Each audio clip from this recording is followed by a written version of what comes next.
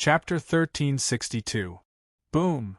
Wang Yu's entire body was wrapped in dark red flames, and he fell heavily into the crowd.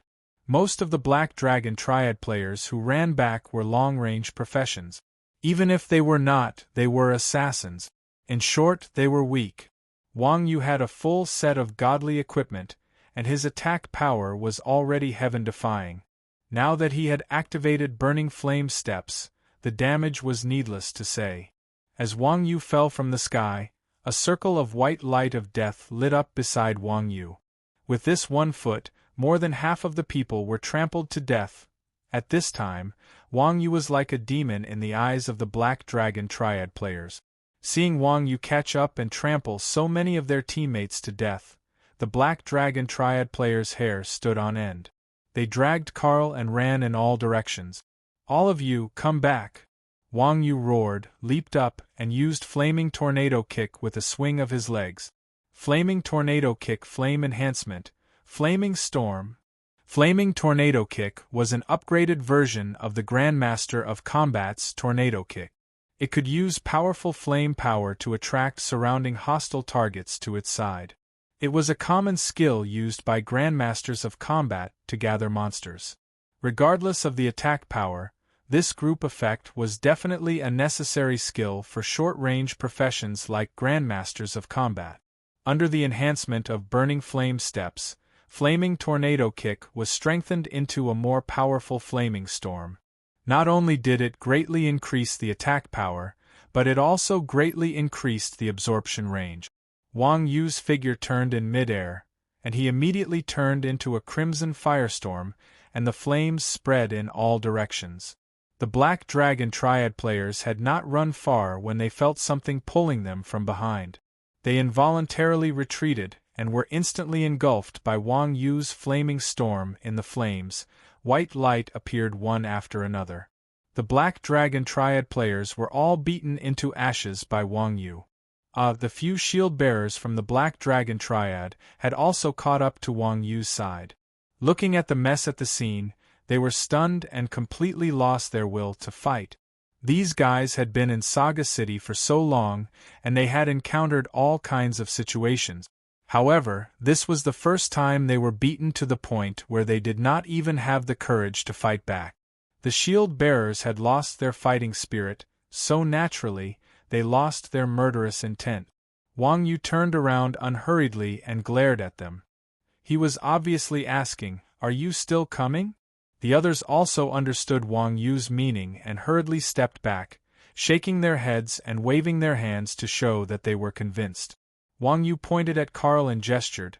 "Then, no one has any objections if I take him away, right?" "No, no, no." Seeing this, the others shook their heads like a rattle drum. What a joke. Those who didn't let Wang Yu take Carl away were already dead. Those who were lucky enough to survive naturally knew what to do. Farewell. After saying that, Wang Yu extended his hand and slapped out. The cloud-seizing palm pulled Carl before him. Next, a pair of pure white wings spread out from his back, pulling Carl up into the sky. With a flap of the wings, he quickly turned into a black dot, disappearing into the horizon. It was not that Wang Yu was soft-hearted to leave these shield bearers alive. It was just that it was a waste of time to kill these guys with thick skin and many control skills. When Wang Yu and the Black Dragon Triad were fighting, of course, it could also be said to be a massacre. Wuji had already sent a message to Wang Yu, asking him to end the battle quickly. Of course, Wang Yu would not waste time on a few guys who did not dare to fight back. Why did people prefer to fly when their Qinggong or mounts were faster than flying? It was because flying in the sky did not have to worry about obstacles and routes. Wang Yu carried Carl with one hand and flew all the way across Saga City to the port at the highest speed. At the port, the people of Chuanjin were already waiting on the ship, and the people of Black Dragon Triad had also rushed to the beach under Huolioya's leadership. It had to be said that Huolioya really had some tricks up his sleeve. Knowing that it was too late to go to the Dark Spirit Valley to rescue them, he simply took drastic measures and rushed to the beach with his people. It had to be known that Saga City was much closer to the beach than to the Dark Spirit Valley. After Wang Yu snatched Carl from the Dark Spirit Valley, he had to return to the beach, which was a long distance. Of course, Huoliuya would not think that he would not be able to stop Wang Yu. However, just when Huoliuya thought that he could kill all of Chuanjin in one fell swoop, Wang Yu suddenly flew over all the people of Black Dragon Triad and flew above the ship. Wings were extremely rare even in the hero's continent, and the players of Immortal Sanctuary Island had never seen them before. When they saw someone flying above their heads, they thought it was an NPC and shouted, "What is that? Pada!" In the air, Wang Yu loosened his grip and Carl fell to the deck. It's Carl. Seeing Carl on the deck, the players of Black Dragon Triad were shocked. These people did not know Wang Yu, but did they not know Carl? Huoliuya pointed at Wang Yu's ship and ordered, "Attack that ship! Snatch Carl back! Raise the sails!" Wang Yu casually snapped his fingers, and the huge sails on the ship rose. The whole ship moved without any wind and slowly sailed in the direction of the hero's continent. "Get on the ship! Chase!" Seeing that Chuanjin was about to escape, Huoliuya gave the order to chase again. The players at the front of Black Dragon Triad took out their ships from their pockets and threw them into the sea. This was the biggest difference between reality and the game. Although the ship was simple, it was still a tool to carry people. It was very strange to casually take one out of one's pocket. Chuanjin's ship was powered by the system and belonged to automatic transmission, so it was relatively easy to start. On the other hand, the Black Dragon Triad's ship was powered by human power. It was a true manual transmission, so it was quite fast to start. Wang Yu's ship hadn't gone far when the Black Dragon Triad's ship caught up from behind and surrounded Chuanjin's people. Huoliuya raised a paper loudspeaker and shouted in front of Wang Yu's ship, "Friends from China, I know some of you can understand our language. Hurry up and hand over Carl, and I can guarantee that you will leave safely." Wang Yu and the others were enjoying the breeze on the deck. When they heard Huoliuya's voice, they couldn't help but ask Bao San, "Saner, what is that bastard saying?" Bao San said, "He said that he has already surrounded us and wants us to hand over Carl. Otherwise, bullshit." The Chuanjin people said in disdain, "We gave him face, but he doesn't want it. Ram him." Following the order, Chuanjin's ship suddenly began to speed up and ram into the Black Dragon Triad's encirclement. In China, there was an old saying, "A mantis tries to block a chrysanthemum, mayflies try to shake a tree." It was used to describe people who overestimated themselves. Clearly, the Black Dragon Triad people were the mantis and mayflies. Wang Yu's ship was a little broken, but it was still a freighter-class ship. The Black Dragon Triad's ship was at best a lifeboat. Under this absolute suppression, it didn't matter how many they had. Chapter 1363. Damn it, run! Seeing Chuanjin's ship crash into him, Huoliuya screamed and turned his ship around to run. Unfortunately, not everyone was as alert as Huoliuya. Before he could escape, Chuanjin's ship had already crashed into another ship. When such a large ship crashed into a small ship, there was no resistance at all. Even the sound made was extremely faint. The Black Dragon Triad's small ship was completely crushed, and everywhere it passed, there were broken planks floating on the surface of the sea. As for the Black Dragon Triad players, since they were already dressed like this, they naturally died along with their ship. Other than a few smarter players who jumped into the sea when Chuanjin's ship was about to crash into them, the other players that were hit by Chuanjin's ship were all crushed into white light. Damn it, this is too awesome. On the deck, to place one's pride saw that the Black Dragon Triad's ship couldn't even withstand a single blow from Wang Yu's ship. He was so excited that snot bubbles came out of his nose. After all, men naturally loved to drive, especially this kind of crushing and destructive big guy. To men, it was definitely more attractive than a beautiful woman. The other people in Chuanjin were older and could control themselves. To place one's pride, a kid saw this scene and couldn't help but be excited. As he shouted, he entered the cockpit and grabbed the wheel to manually operate it. Huoyoya's side had just regrouped after escaping Chuanjin's attack, and was about to launch a second attack when Chuanjin's ship suddenly turned to the side and made a sharp turn. It was common knowledge that the larger a ship was on the surface of the water, the greater the flow of the water. To place one's pride's turn didn't matter, but a circle of waves appeared on the surface of the water. The Black Dragon Triad's formation was once again thrown into chaos. At this time, to place one's pride had already turned his ship around and rushed into the Black Dragon Triad's formation. Pa pa pa, sounds of cracking rang out, accompanied by white light. The Black Dragon Triad's formation was once again crushed by to place one's pride, losing more than half of their ship. Retreat! Retreat! By this point, Huoyoya had already understood that their ships were not on the same level as their opponent. It was impossible to win by relying on numbers. Thus, he hurriedly called for the remaining troops to retreat to shore. But now that Chuanjin's ship had sped up, how could the Black Dragon Guild's human-powered boat outrun the magic-powered aircraft carrier? To place one's pride raised the speed of the ship to its maximum and followed behind them. Screams and sounds of destruction filled the air, and the white light blended into the color of the seawater. After crushing everything along the way, the remaining ships of the Black Dragon Triad were completely annihilated. Ingzhou Island, Saga City, Forgotten Sea. Chuanjin took Carl on the giant ship and left, gradually disappearing into the horizon. Not far from the port of Saga City, Chuanjin left a mess after wreaking havoc. The sea was full of broken planks and hulls, as well as Black Dragon Guild players lying on the planks. Huoyoya's heart was bleeding as he watched Chuanjin's solitary sail leave. There was a poem that said that Chuanjin had already kidnapped Carl, leaving only Huoyoya. Chuanjin was gone, and Liuya's heart was bleeding again. Ugh, that was a bit too much, but it was not an exaggeration to say that Huoyoya's heart was bleeding. Carl had the Saga City Lord's seal in his hand. Players and NPCs were different. After a player obtained the seal, they could directly take up the position.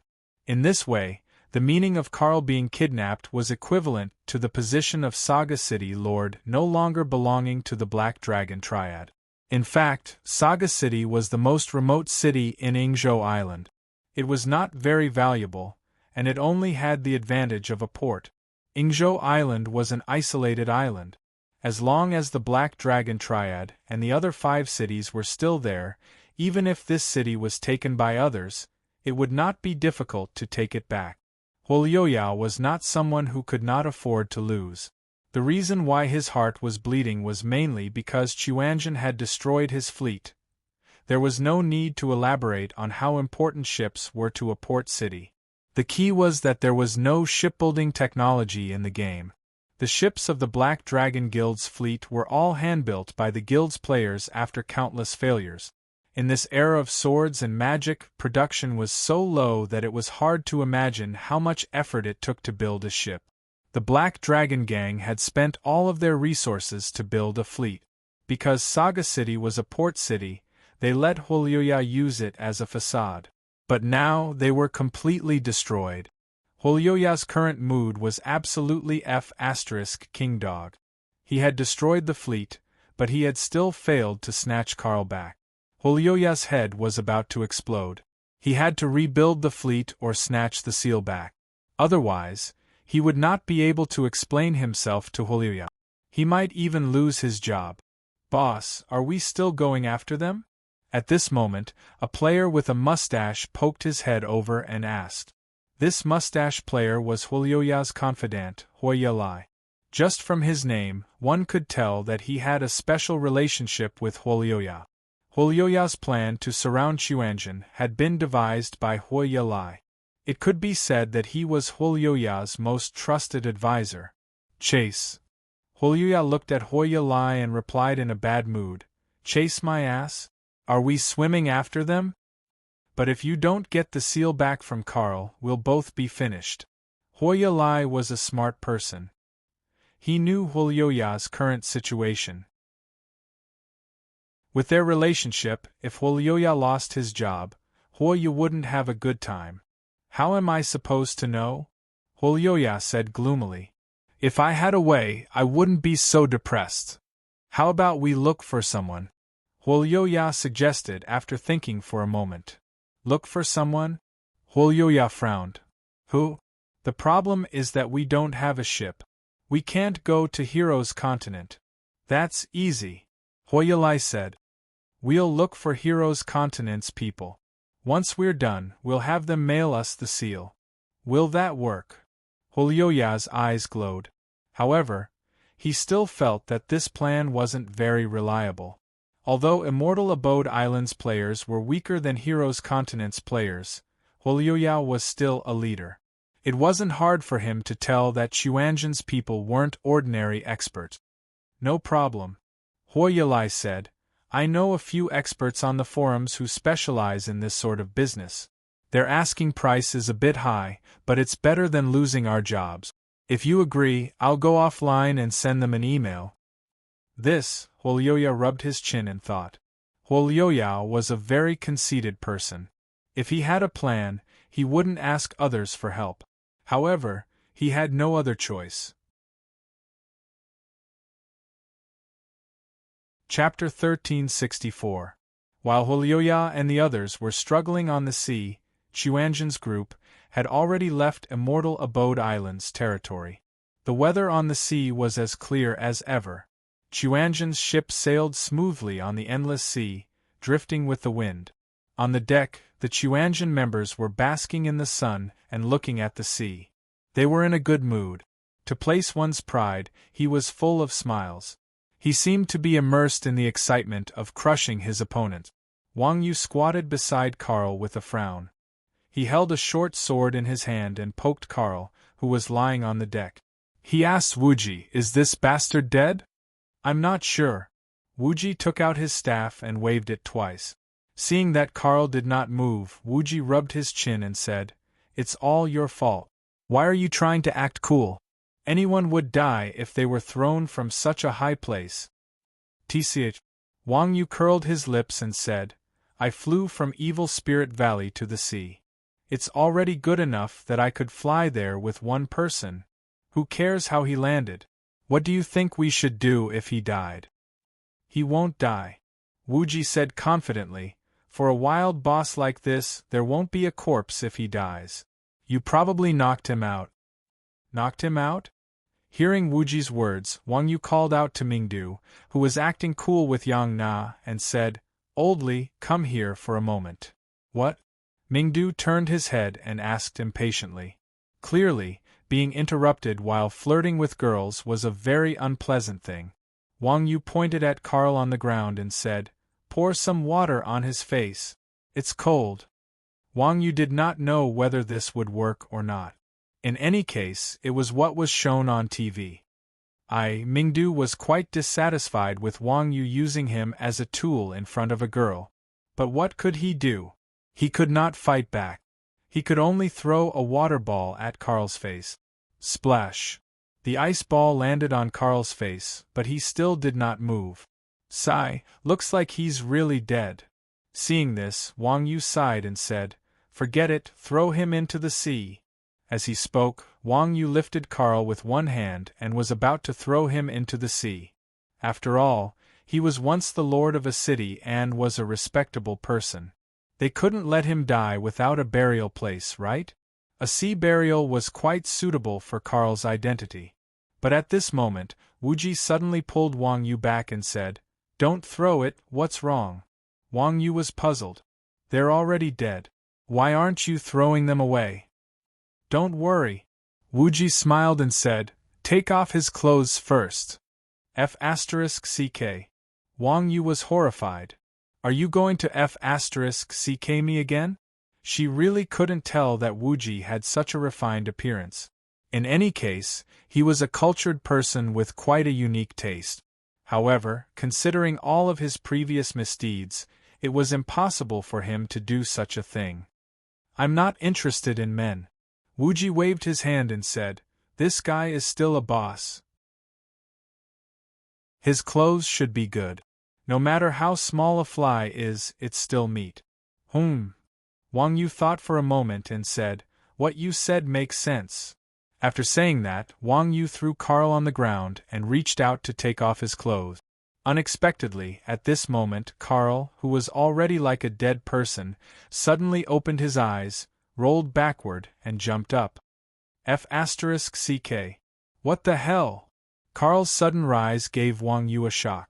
He thought that he had come back to life, so he raised his hand and slapped him. Seeing Wang Yu attack him, Carl retreated and shouted in panic, Don't. I'm not playing anymore. I'm alive. Alive." Hearing Carl's shout, Wang Yu's heart shook. He hurriedly retracted his hand and forcefully stopped his palm in front of Carl. The fierce palm wind blew on Carl's face, scaring him so much that his face turned pale. This kid didn't know that he had taken a trip to the gates of hell. Pretending to be dead until he was really dead? That would be too much. At the side, Wuji was not surprised at all when he saw this scene. Instead, he coldly snorted and said, "I knew you were playing tricks." Wang Yu was quite angry at Carl's behavior. He asked with a cold face, "If you're alive, then you're alive. Why lie?" Carl chuckled and said slyly, "I'm just playing, don't take it so seriously.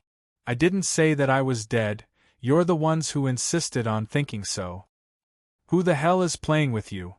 Hearing Carl's defense, Wuji couldn't help but smack his staff on Carl's waist.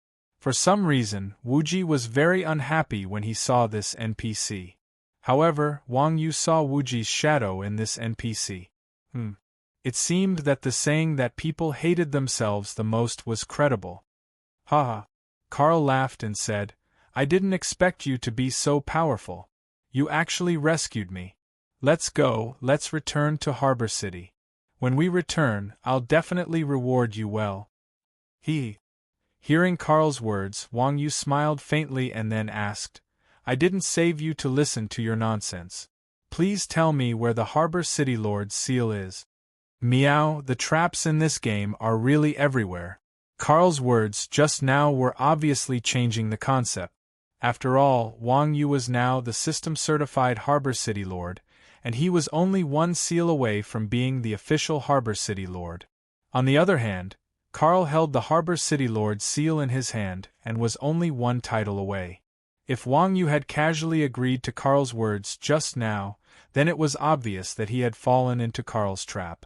Think about it, if Wang Yu, as the Harbor City Lord, recognized someone else as the Harbor City Lord, wouldn't that be giving up Harbor City?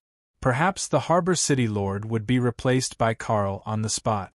As the saying goes, a fall into the pit, a gain in your wit.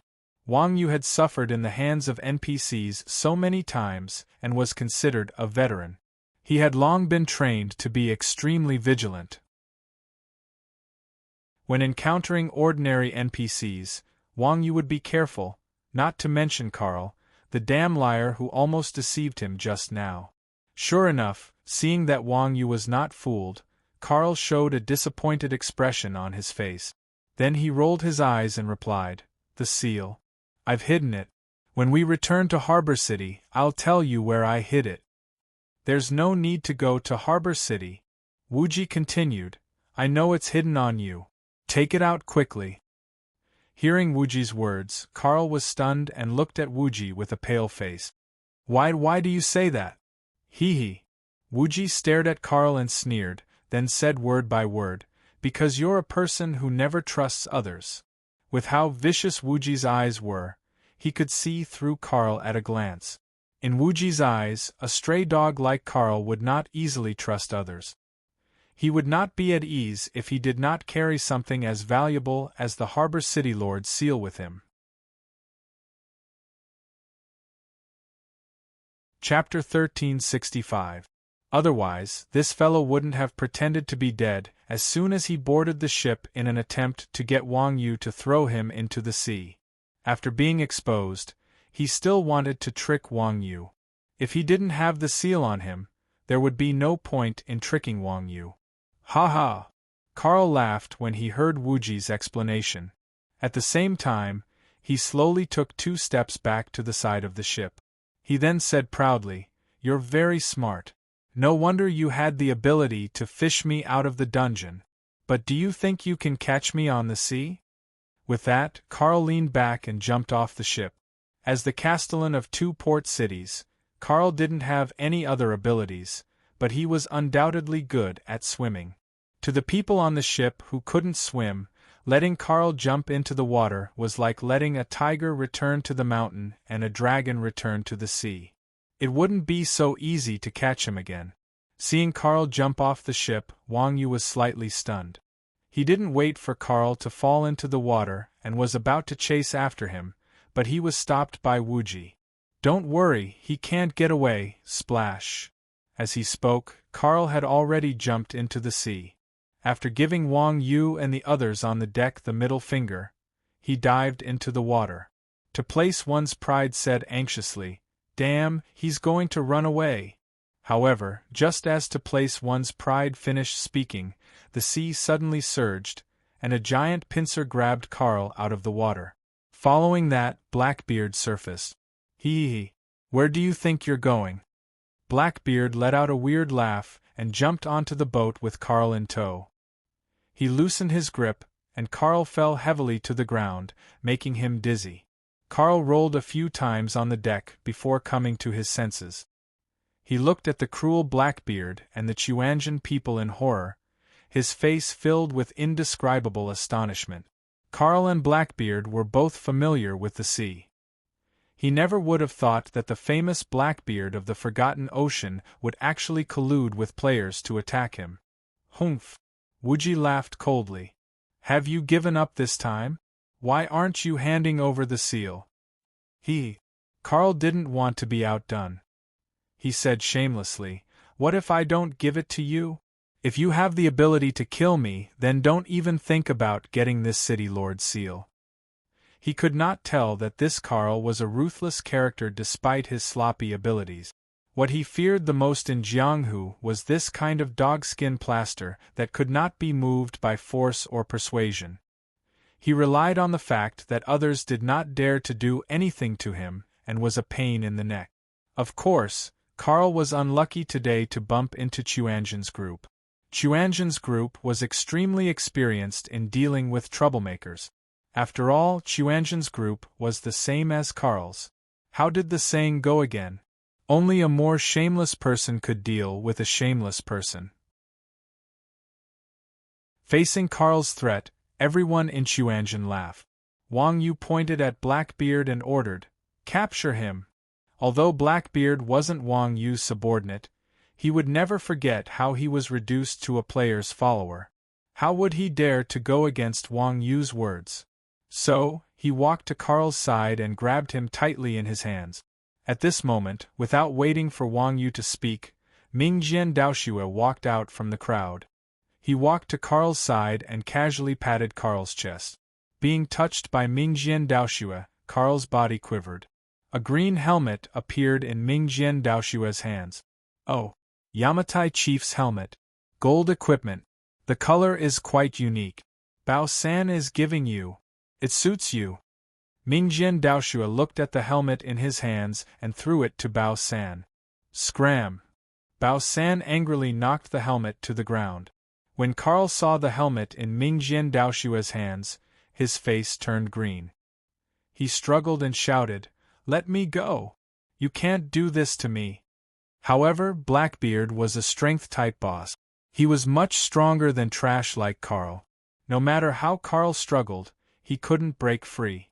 Mingjian Daoxue ignored Carl's shouts and continued to search Carl's body. The people from Chuanjian crossed their arms and watched from the side. It had to be said that Carl had been a city lord before. He had quite a lot of goods on him. In just a short while, Mingjian Daoxue had dug out a pile of hidden goods. There was a second-hand leather jacket worn by City Lord Akujin, a pair of shoes worn by the City Lord of Rising Cloud City, and the underwear of Yamatai Queen. Tisk, tsk, tsk. Seeing these hidden goods, the people of Chuanjian were greatly enlightened. With the Chuanjian people's imagination, they could already come up with an epic novel that was not inferior to Jean Ping Mei. As the items on him decreased, Carl's expression became more and more awful. In the end he couldn't hold it in any more and loudly begged for mercy. "Sirs, I know I was wrong. I admit defeat. Can't you let me go?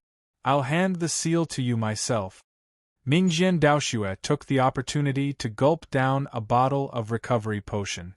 Then, he turned his head and asked Wang Yu and Wuji. "He wants to hand it over himself. Are you still going to steal it?" "Ignore him," Wuji said decisively. "This bastard is full of evil tricks. We can't give him any chance. Continue searching." "All right." Mingjian Daoxue turned his head and continued searching.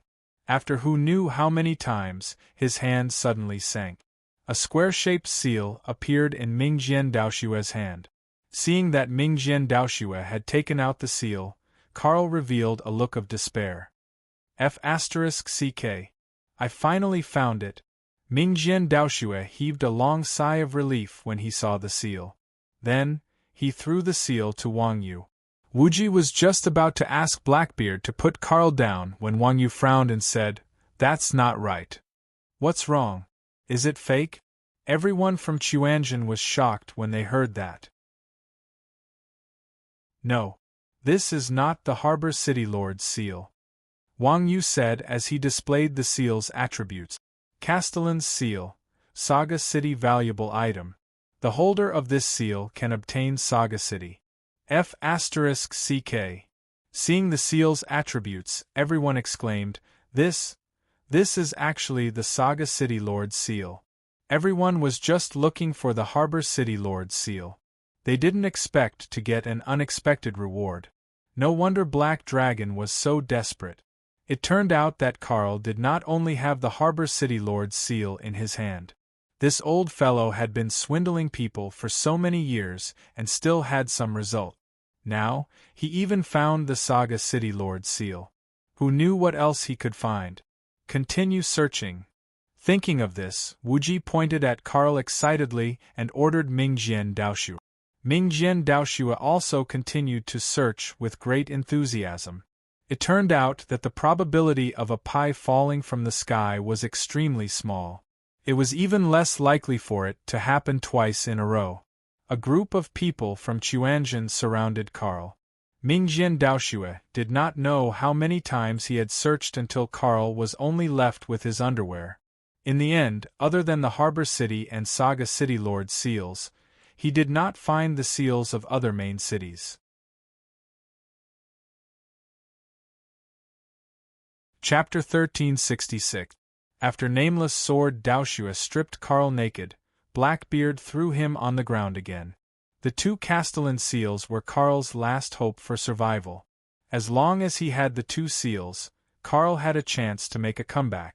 After meeting Chuanjian, he returned to his former self in one night. At this time, Carl's eyes were lifeless, as if he had nothing left to live for. He climbed up and was about to jump off the ship. "Stop him."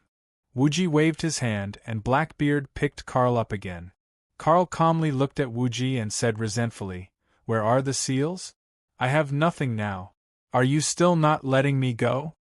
Wuji waved his hand and said, "The seals are not important to us." "Then, do you think I have something more important on me?"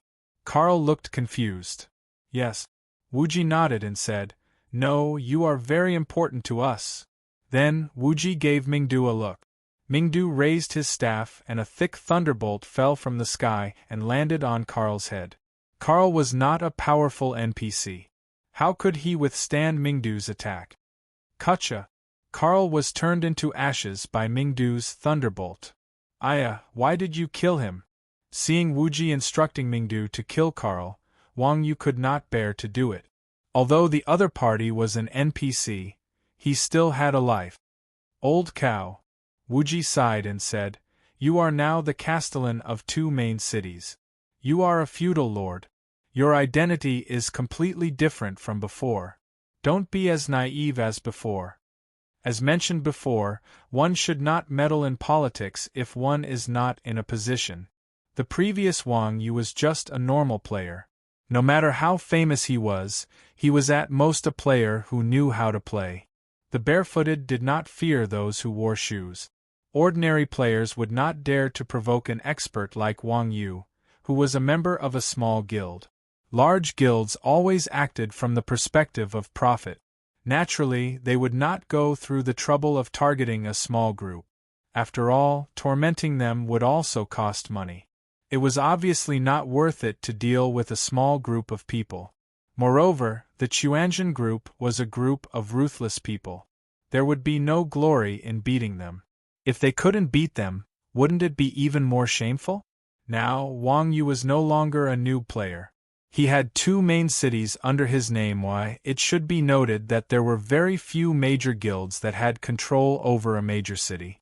Even the largest guild, reigning the world, did not have a major city under their name. To large guilds that were filled with ambition and determined to dominate the world, a main city was a juicy piece of meat.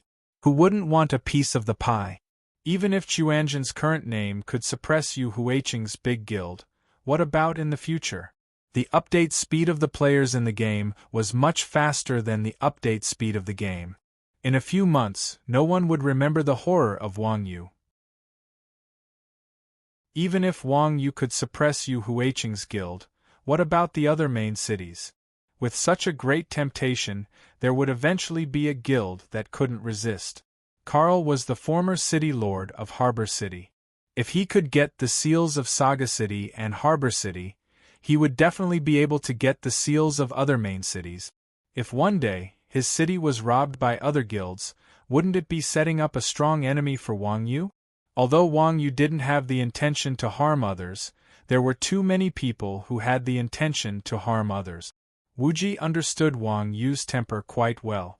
As a strategist with a more far-reaching thinking, of course, he had to be clean and neat at this moment, not leaving behind any future troubles. Wang Yu's heart was pure and kind, but he was also a person with a clear mind. The meaning of Wu Ji's words was naturally understood by Wang Yu. He also knew that Wu Ji was doing it for his own good, so of course, he wouldn't take his good intentions as malicious intentions. And, I understand. Wang Yu nodded. It's good that you understand. Wu Ji casually threw the Harbor City's seal to Wang Yu and said, "Hurry up and take up the position." Wang Yu and Wu Ji didn't need to be polite. They received the seal and used it. System notification. You have used the Harbor City Lord seal and have officially taken over Harbor City. System notification. The Harbor City Lord has officially taken office. The sea route from Harbor City in the Heroes Continent to Saga City in Ingzhou Island is open. As the Harbor City Lord, reputation plus asterisk asterisk asterisk, honor plus asterisk asterisk asterisk, experience plus asterisk asterisk asterisk asterisk. After a series of notifications, the system also sent an announcement. System announcement. The sea route from the Heroes Continent to Ingzhou Island, which had been abandoned for many years, has finally been opened under the unremitting efforts of Harbor City Lord Iron Ox. The Heroes Continent and Ingzhou Island can finally trade. Lord Iron Ox has made outstanding contributions to the prosperity of the continent. His glorious deeds will forever be recorded in history. The announcement was sent 3 times, and it resounded throughout the entire game. Wang Yu also deeply felt the shamelessness of game designers. Meow. Wang Yu originally thought that as long as he became the Harbor City Lord, the sea route could be used. It turned out that his mission this time was to open this route. What was the difference between this and buying car parts and assembling them at home?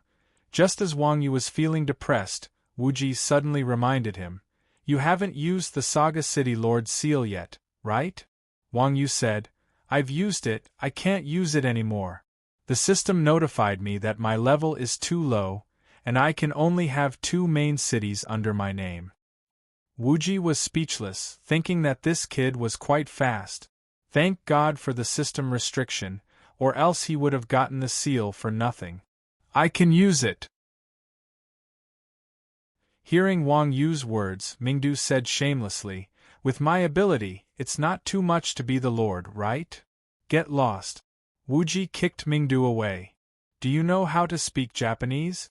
You're the lord of someone else, shameless." Mingdu was silent. "I know how to." Bao San's face was full of desire. Bullsh *t. Wuji rolled his eyes. "How can I look after a city when my wife has been stolen?" Bao San was furious. "I have a wife." Chun Xiang was eager to try. Wuji despised him. "What's the use of having a wife? You only have 50 yuan a month and you still want to build a main city?" Chun Xiang was speechless. "I don't have a wife." To place one's pride raised his hand. Wuji sneered. "A man who hasn't experienced women is not smart enough to govern the world." "Damn!" To place one's pride said angrily, "Why don't we beat up that old dog Wuji?" "I agree." Everyone nodded their heads in unison and pushed Wuji to the ground.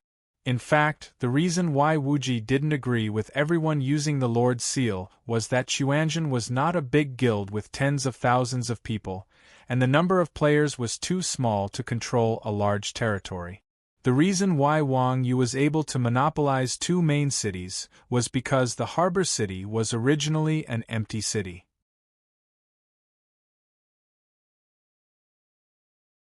Chapter 1367. It seemed that Xuanzhen's people couldn't use it for the time being. As for selling it, they had to find a reliable buyer. Otherwise, they would be looking for trouble. Guilds that could afford a main city's seal weren't easy to deal with. If they really wanted to target Wang Yu's seaport city, Wang Yu wasn't strong enough to fight 10,000 people by himself. Even if Wang Yu was strong enough to fight an entire army by himself, it would still be troublesome.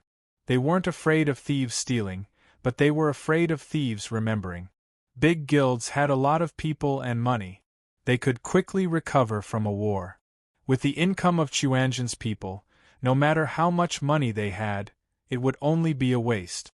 As a result, Saga City's seal was temporarily left with Wang Yu. The flight route was now open, and Xuanzhen safely returned to Seaport City. Throughout the day, no one was idle.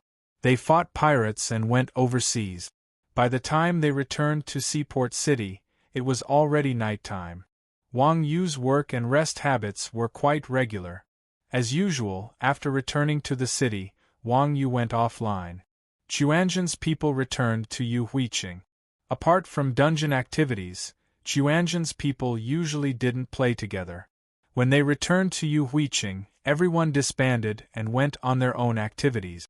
Bao San, Chun Xiang and the others were combat classes. Whether it was leveling or doing quests, they could do it alone. Wuji was different. He was a cleric. Although his skills were high, his damage output was limited. He had to find someone to carry him when leveling. Now that no one was carrying Wuji, Wuji could only wander the streets with nothing to do. Wuji was already used to this kind of life. After all, Wuji didn't care about dirty work. Because of this, Wuji could spare some time to think about things that others didn't have to think about. Saga City, Black Dragon Guild's office. Huoyao was having a headache about the seal. Suddenly, Tooth Crack pushed open the door and said, "Boss, I'm back." Seeing Huoya return, Huoyao hurriedly sat up straight and asked, "How did it go?" "Don't mention it." Fire Tooth Crack sighed. "Do you know who was the one who snatched him today?" "Who?" Huoyao's heart shook when he heard that. As the leader of a large guild, the saddest thing wasn't having his quest NPC stolen. Rather, he didn't even know who it was that had stolen his quest. Huoya had been cooped up in his office writing the battle report. As he did not know the identity of his opponent, he was so troubled that his hair was about to fall off. Now that he heard that his subordinate had found out the identity of his opponent, he felt a little better. "It's the Quan Jin sect," Fire Tooth Crack said solemnly. Huoya Lai's side was incomparably solemn, but Huoya had a blank look on his face as he said, "Xuanzhen? What was that? Is it very powerful?" "It's more than amazing." Fire Toothcrack said, "It's really amazing. They were the champion team of the Chinese server last season. An expert among experts. Professional league? Champion?" Hearing Fire Toothcrack's words, Holuya was stunned. Neon's esports industry was relatively weak. Compared to the national server, the value of the experts was generally lower. There was not even a decent esports team. Professional experts were a legendary existence to Neon players. Although China's esports matured later, China had a large population and a large number of experts. Their professional experts were ranked in the top 3 in the world. As for the Chinese server's esports championship, that was something that they could only dream of. Thinking about how powerful their opponent was, Holuya was shocked. After a long time, Holuya muttered, "No wonder they were so hard to deal with. They were actually the champion team of professional experts." Yeah. Fire Toothcrack was also shocked. Following that, Holuya said, "Losing to them isn't an injustice. It could be said that as a boss, the thickness of their skin was the same. With so many people being wiped out by a single team, it wasn't an injustice." Yes. Fire Toothcrack nodded and said, "That's why the Chinese server's asking price is higher." Asking price? What price? Holuya was puzzled. Fire Toothcrack was dumbfounded. "Didn't you ask me to find people to steal the seal? I forgot so quickly. They're already on their way." "I didn't forget about that," Holuya said. "But our opponent is the strongest team in China. How can the people you found be stronger than them?" "You don't understand," Fire Toothcrack said. "Stealing things and the strength of the team are 2 different things. This is a professional team." "Professional team." Holuya rubbed his chin. "How much?" 500,000 gold. Fire Toothcrack raised 5 fingers. Holuya spat out a mouthful of blood. "Damn, it's just a seal. Are you trying to kill us? The asking price is really high." Japan's prices were much more stable than China's server. The purchasing power of gold was also much higher. 500,000 gold was worth a few million in China's server. In Japan, it would only be more.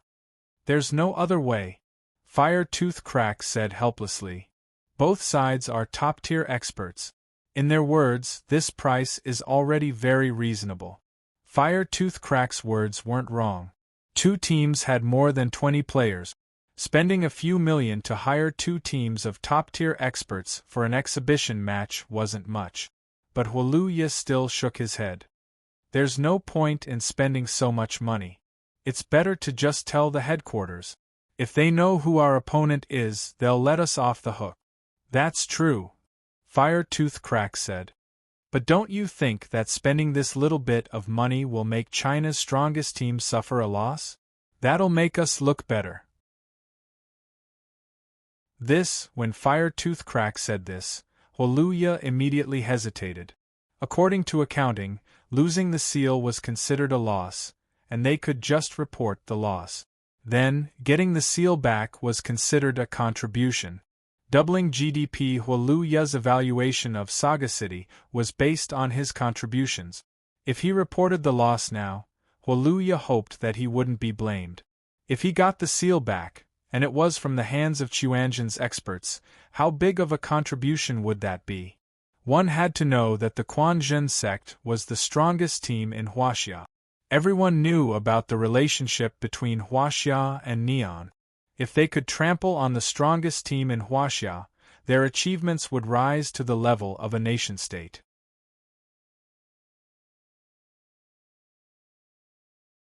Chapter 1368. Yu Huiqing's scenery hadn't changed much since the server was launched. Wuji wasn't too interested in it. He only wandered around the city to see if there were any new NPCs and accept quests. After all, the game had just been updated. Hidden NPCs and hidden quests had yet to be discovered by players. In this update, there were quite a few new NPCs in Afterglow City.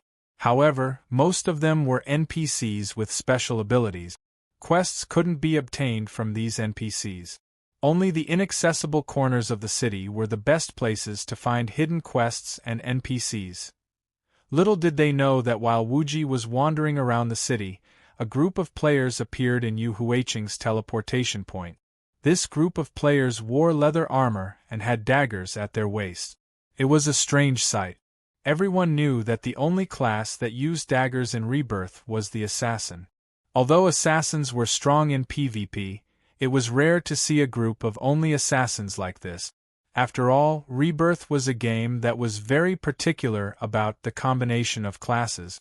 It was easy to make mistakes with a class's composition, not to mention such an extreme composition. The leader of this group of assassins had his face covered, so his appearance couldn't be seen. In Rebirth, assassins had a special type of equipment on their head called a mask. Therefore, it was common for assassins to have their faces covered. However, although the appearance of the assassin in black could not be seen, the assassin in black had a voluptuous figure. It was obvious that she was a woman. After appearing in Yu Huiqing's teleportation point, the female assassin looked around cautiously, then asked her teammates with a serious expression, "I'm sure everyone knows who our opponents are this time." We know. The assassins were excited. Good. The female assassin nodded and said, "For us, this isn't just a quest. It's also a challenge. It's the foundation of our fame. I won't explain how strong these people are, but everyone must be careful. Don't get caught up in the fight. If you can't beat them, run. Understood?" Understood. Follow the original plan. After saying that, the group activated stealth and disappeared from the resurrection point. At the same time, Wuji also came to a small alley. However, as soon as he walked into the alley, he felt something was wrong. At this time, a figure ran towards Wuji from the other end of the alley. The figure was about 1.2 meters tall and looked like a 7 or 8-year-old child. In Rebirth, it was forbidden to log into the game before the age of 12, so Wuji did not suspect the identity of the figure. He thought it was an NPC, and his heart was filled with joy as he hurriedly welcomed the figure. Who knew that when the kid ran to the front of Wuji, without saying a word, he took out a dagger and stabbed at Wuji's face. Holy shit! Wuji was able to be the boss of this group of madmen in Chuanjian. Although his reaction was not as fast as Wang Yu's, he was still extremely sharp. Seeing that the child took out a dagger, Wuji was shocked. He hurriedly put a holy light spell on his head and activated the invincibility state before the dagger could stab him. Clang! The dagger stabbed Wuji and made a soft sound. Although Wuji was not injured, he was pushed back a few steps by the powerful force. System notification: you have been maliciously attacked by player, Southern Sky Giant God. You can defend yourself in 180 seconds. At this time, Wuji also saw the true appearance of the figure. The kid's body was surprisingly the face of a middle-aged man. Damn it, who gave him the courage to call himself Southern Sky Giant God when he looks like this? Southern Sky Giant God? Seeing the name, Wuji suddenly felt that it sounded familiar. After thinking for a moment, he pointed at the Southern Sky Giant God in surprise and said, "You're from the King Assassin Association?" The Southern Sky Giant God chuckled and wiped his dagger. He said in surprise, "I didn't expect the third-generation leader of Chuanjian, Mr. Wuji, to know about our King Assassin Association." Wuji laughed coldly. "Of course I've heard of our notorious reputation. It's not like we have a good reputation." After playing the game for so many years, Wuji knew about anyone with a bit of reputation. Besides, the King Assassin Association was not a nameless organization. Just like Chuanjian, the King Assassin Association was also a notorious organization. Everyone was no stranger to the Quanzhen sect's style of doing things. They would resort to all sorts of methods to swindle, cheat, and steal. However, their methods were built on the basis of playing games for fun. They fought with those forces that they didn't like.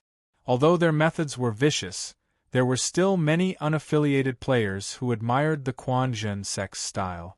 The King Assassin Association was different. They were also made up of a group of expert players. From the name of the association, it was not hard to tell that they were a group that did things for money.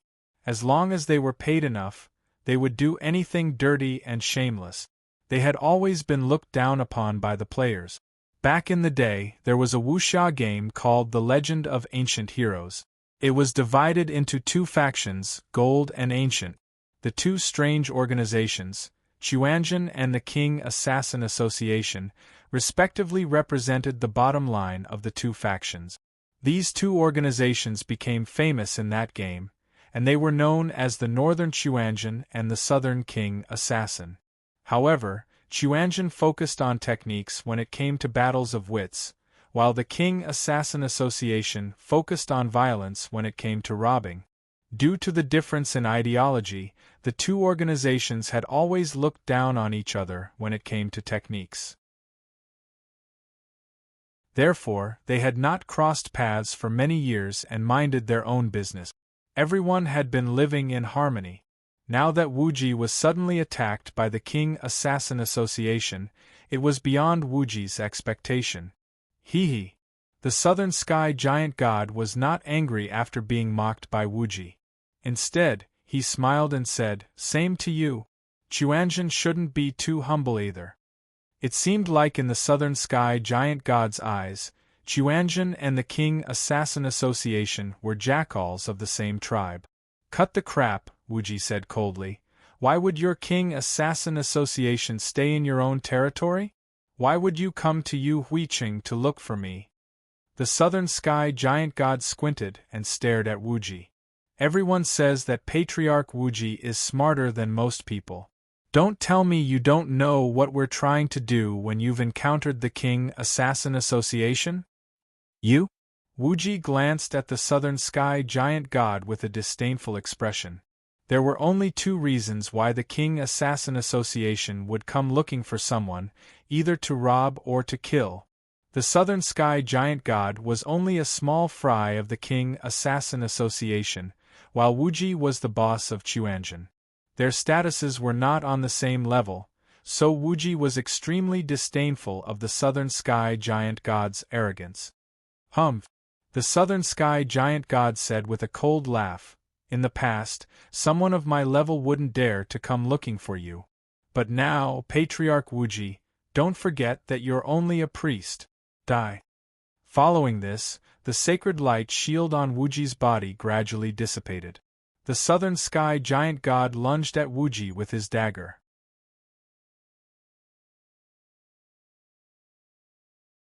Chapter 1369. A cleric was a long-range support class, thus Wuji was not good at melee combat. However, Wuji was still an expert, and he had learned a thing or two from Wang Yu after spending so much time with him. Seeing the South Heaven Giant God lunging at him, Wuji raised the staff in his right hand in front of his chest. Thud. Following a dull thud, the South Heaven Giant God's dagger was blocked by Wuji. In terms of strength, a cleric was no match against the South Heaven Giant God. Even though he had managed to block the attack, Wuji was knocked a few steps back by the powerful impact. The South Heaven Giant God was fairly agile. He immediately activated quickness after missing his attack and chased after Wuji. He instantly arrived before Wuji and stabbed at him with his dagger. Meanwhile, Wuji took the opportunity to raise his left hand above his head. A red glow shone down as he activated the second stage invincibility to defend himself from the South Heaven Giant God's attack. "See ya!" Wuji smiled faintly and tapped his staff on the ground. He jumped up and used the flight spell. His whole body immediately soared into the air and flew towards the roof. The South Heaven Giant God was extremely short, thus he immediately realized his disadvantage. Wuji had only risen 2 meters into the air. An ordinary person could easily drag Wuji down with a raise of their hand. On the other hand, even if the South Heaven Giant God managed to jump into the air, there was still some distance between him and Wuji. He could only watch as Wuji flew into the sky. I knew you would run away. However, as Wuji was about to escape, he suddenly heard a loud roar from above. A voluptuous figure descended from the sky and stomped at Wuji. Huh! Wuji was still feeling proud of himself. He was completely unaware that there was an enemy above him. When he collected his thoughts, the figure was already right in front of him. Wuji subconsciously twisted his body to dodge the attack. Although the figure missed its target, it ended up sitting on Wuji's face instead. Bang! Wuji was now in an invincible state, so he didn't suffer any substantial damage from the blow. However, his face sank and he suddenly felt a trace of softness. Then, the black shadow sat him back on the ground. However, because he stepped on nothing, the man also lost his balance and lay on Wuji. Ouch! Wuji, who was smashed to the ground, hurriedly raised his hands, wanting to push the person on top of him away. However, when he clenched his hands, he seemed to have grabbed onto something soft. Pervert! At the same time, he heard a woman's scream. Before Wuji could react, a woman's voice rang out. Pa pa pa! A series of slaps landed on Wuji's face. That girl was fast and ruthless. Not only did Wuji not dodge the 3 slaps, he was also stunned for 0.8 seconds. Damn it, an assassin had managed to stun someone with her bare hands. It was obvious how furious the girl was. It did make sense. Apart from Wuji, no one would feel comfortable after suffering such a huge loss. After slapping Wuji, the girl rolled backward and rose to her feet. She pointed at Wuji on the ground angrily and said to the South Heaven Giant God, beat him to death!" The South Heaven Giant God was dumbfounded. His eyes were filled with envy. After receiving the order, the South Heaven Giant God wiped the saliva from his mouth and jumped to his feet. He raised his dagger and stabbed Wuji from top to bottom. At the same time, a line of words lit up above the South Heaven Giant God's head. Awakening. God vanquishing assassination. Damn it, it was hard to tell if the dwarf was angry at Wuji for messing with him, or jealous that Wuji was able to have intimate contact with the girl, but he did not hold back at all. He even used the awakening skill. Wuji was not an expert in melee combat, thus he was unable to block the awakening skill of an assassin. As such, Wuji, who was lying on the ground, quickly moved to the side. The South Heaven Giant God's dagger grazed past Wuji's shoulder and stabbed into the ground. Before the South Heaven Giant God could turn around, Wuji rolled to the side and hugged the South Heaven Giant God with his arms. Following this, a blinding glow burst out from Wuji's body. It's self-destruction. The eyes of the South Heaven Giant God and the girl widened when they saw the white glow on Wuji's body. They were both astounded by Wuji's pure style. It could not be helped. A priest only had one powerful skill. Even Wuji did not think he stood a chance against an assassin. Now that an even stronger opponent had shown up, there was no way Wuji would think he could return alive. The people of Chuanjin might have different personalities, but they all had one thing in common. They were always ruthless when dealing with things. These assholes never suffered any losses. If I can't survive, I won't let you live either. I'll drag someone down with me to minimize my losses. When the South Heaven Giant God sensed the danger, Wuji had already unleashed his skill. It was too late for him to break free. Boom! With a loud explosion, Wuji's health bar dropped to the bottom. The South Heaven Giant God was blasted into a white light. After killing the South Heaven Giant God, Wuji flipped backward and cast a few healing spells on his head to forcefully restore his health to 30%. He then took a few steps back to distance himself from the girl.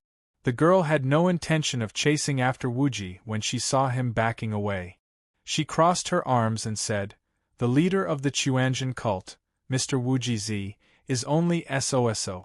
How dare you use such a despicable method to injure someone?" Wuji was not angry at the girl's sarcasm. Instead, he replied in the same tone, "The leader of the King Assassins Association, Miss Wuhan Z, is only SOSO. How dare you use such a despicable method to injure someone?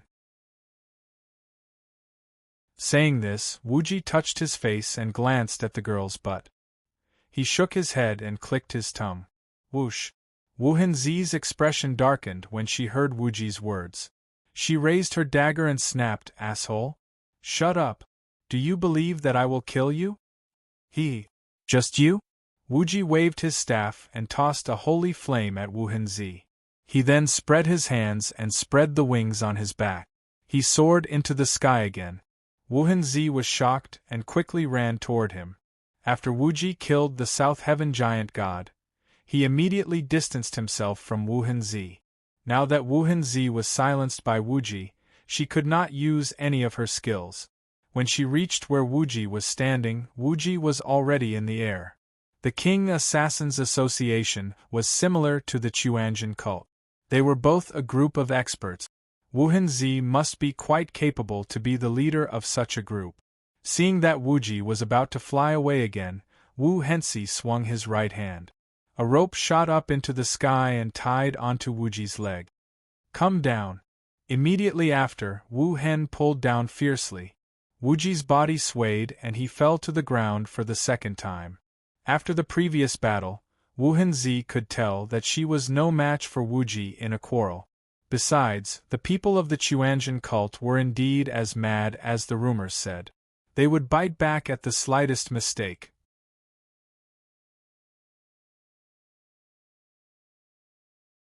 Chapter 1370. Wuji wasn't good at close combat, but he wasn't the type to just sit and wait for death. Facing Wu Henzi's dagger, Wuji swung his staff horizontally, knocking the dagger to the side. Then, he raised the other end of his staff. Huh! Seeing Wuji's staff technique, Wu Henzi was slightly taken aback. She hurriedly retreated and said in astonishment, "Chain blockade? Who are you?" That's right, Wuji had learned this staff technique from Wang Yu, of course. Chain blockade was a technique used to block and counterattack. Not only was its defensive power strong, but its offensive power wasn't weak either. Wuji was self-taught, and he had barely knocked the dagger away. If it had been Wang Yu, this staff might have been able to take Wu Henzi's life. However, Wuji was able to learn it just by watching Wang Yu use it. This talent could be considered very high. Humph! Seeing Wu Henzi's expression and hearing the name of this move, Wuji knew that Wu Henzi was probably similar to Wang Yu. So, Wuji swung his staff and adopted a stance that Wang Yu often used to provoke her. "Are you afraid? Do you know the Wang family?" "Wang family?" Wu Henzi sized up Wuji and immediately sneered. "So you are from the Wang family. Not bad, I heard that the Wang family is having a lot of fun in the game. This old lady wanted to meet you. I didn't expect you to be from the Wang family." Hearing Wu Henzi's words, Wuji's heart turned cold. He originally thought that with the Wang family's status in the Kung Fu circle, he would be able to scare off his opponent by mentioning their name. Who would have thought that this girl in front of him would be so fierce? Could it be that this resentful woman was also one of Wang Yu's fiancées? What the f***ck? What the hell was going on? Little did they know that although Wang Yu was an honest child, and the Wangs were also considered to be the leading figures in the martial arts circle, it was not difficult to see from the way evildoers run wild-handled things that the Wangs were still very tough, especially Wang Yu's previous generation and the generation before that. All of them were scoundrels who relied on their fists to reason with others. Even though Wang Yu was a reasonable guy, he still went around challenging people at such a young age. Anyone who kept a low profile wouldn't be able to do something like this. Because of this, in the martial arts circle, the Wang family's level of respect was far from matching their status. Compared to the other three families, it was even worse. If Wuji pretended to be a member of the Yang family or the Li family, Wu Henzi would have given him face and told him to scram. But pretending to be a member of the Wang family, wasn't that just asking for a beating? Ah, goodbye. Wuji laughed and cupped his hands at Wu Henzi. He turned around and wanted to escape, but as an assassin, Wu Henzi's speed was far faster than Wuji's. In a flash, he had caught up to Wuji's back. Wuji turned around and swung his staff at Wu Henzi. Wu Henzi calmly lowered his head and dodged it. At the same time, he reached out and grabbed Wuji's wrist. With a jerk, Wuji's arm was pulled to his back. Before Wuji could struggle, Wu Henzi stabbed Wuji's wrist with a dagger in his other hand. Poochie! Wuji's wrist was pierced by the dagger. Wuji reflexively let go, and the staff fell to the ground. Wu Henzi let go of Wuji's hand and kicked Wuji far away. Then, he grabbed at the staff on the ground. Wuji's staff jumped straight into Wu Henzi's hand. Ah! Wu Henzi looked at Wuji's staff's attributes and said, "I didn't expect the Wang family to have such a good equipment." When Wuji heard this, he turned his head abruptly. When he saw the magic staff in Wu Henzi's hand, his face turned pale. A player's most important asset was their equipment, and weapons were definitely the most important equipment for a player, second to none. Although Wuji's staff was not a godly equipment, it was still a good item.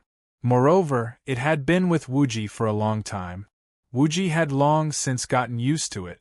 Now that it had been snatched away so easily, one could only imagine how angry Wuji was. Wuji had no lack of experience in stealing equipment from others.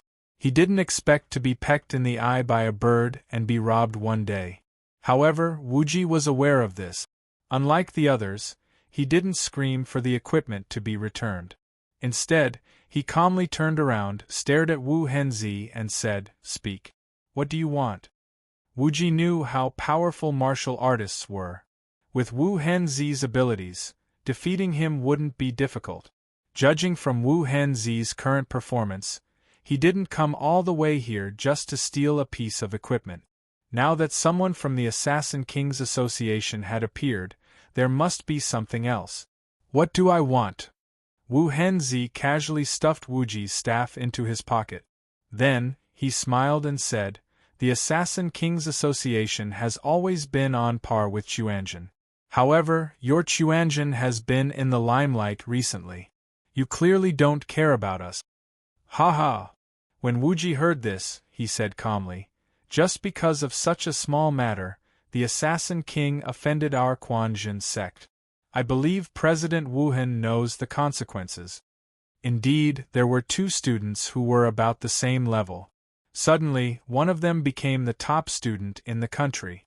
It was impossible for the other student to not feel anything. However, Wuji understood the Assassin Kings Association quite well. After all, Chuanjin and the Assassin Kings Association had similar personalities. They were more pragmatic.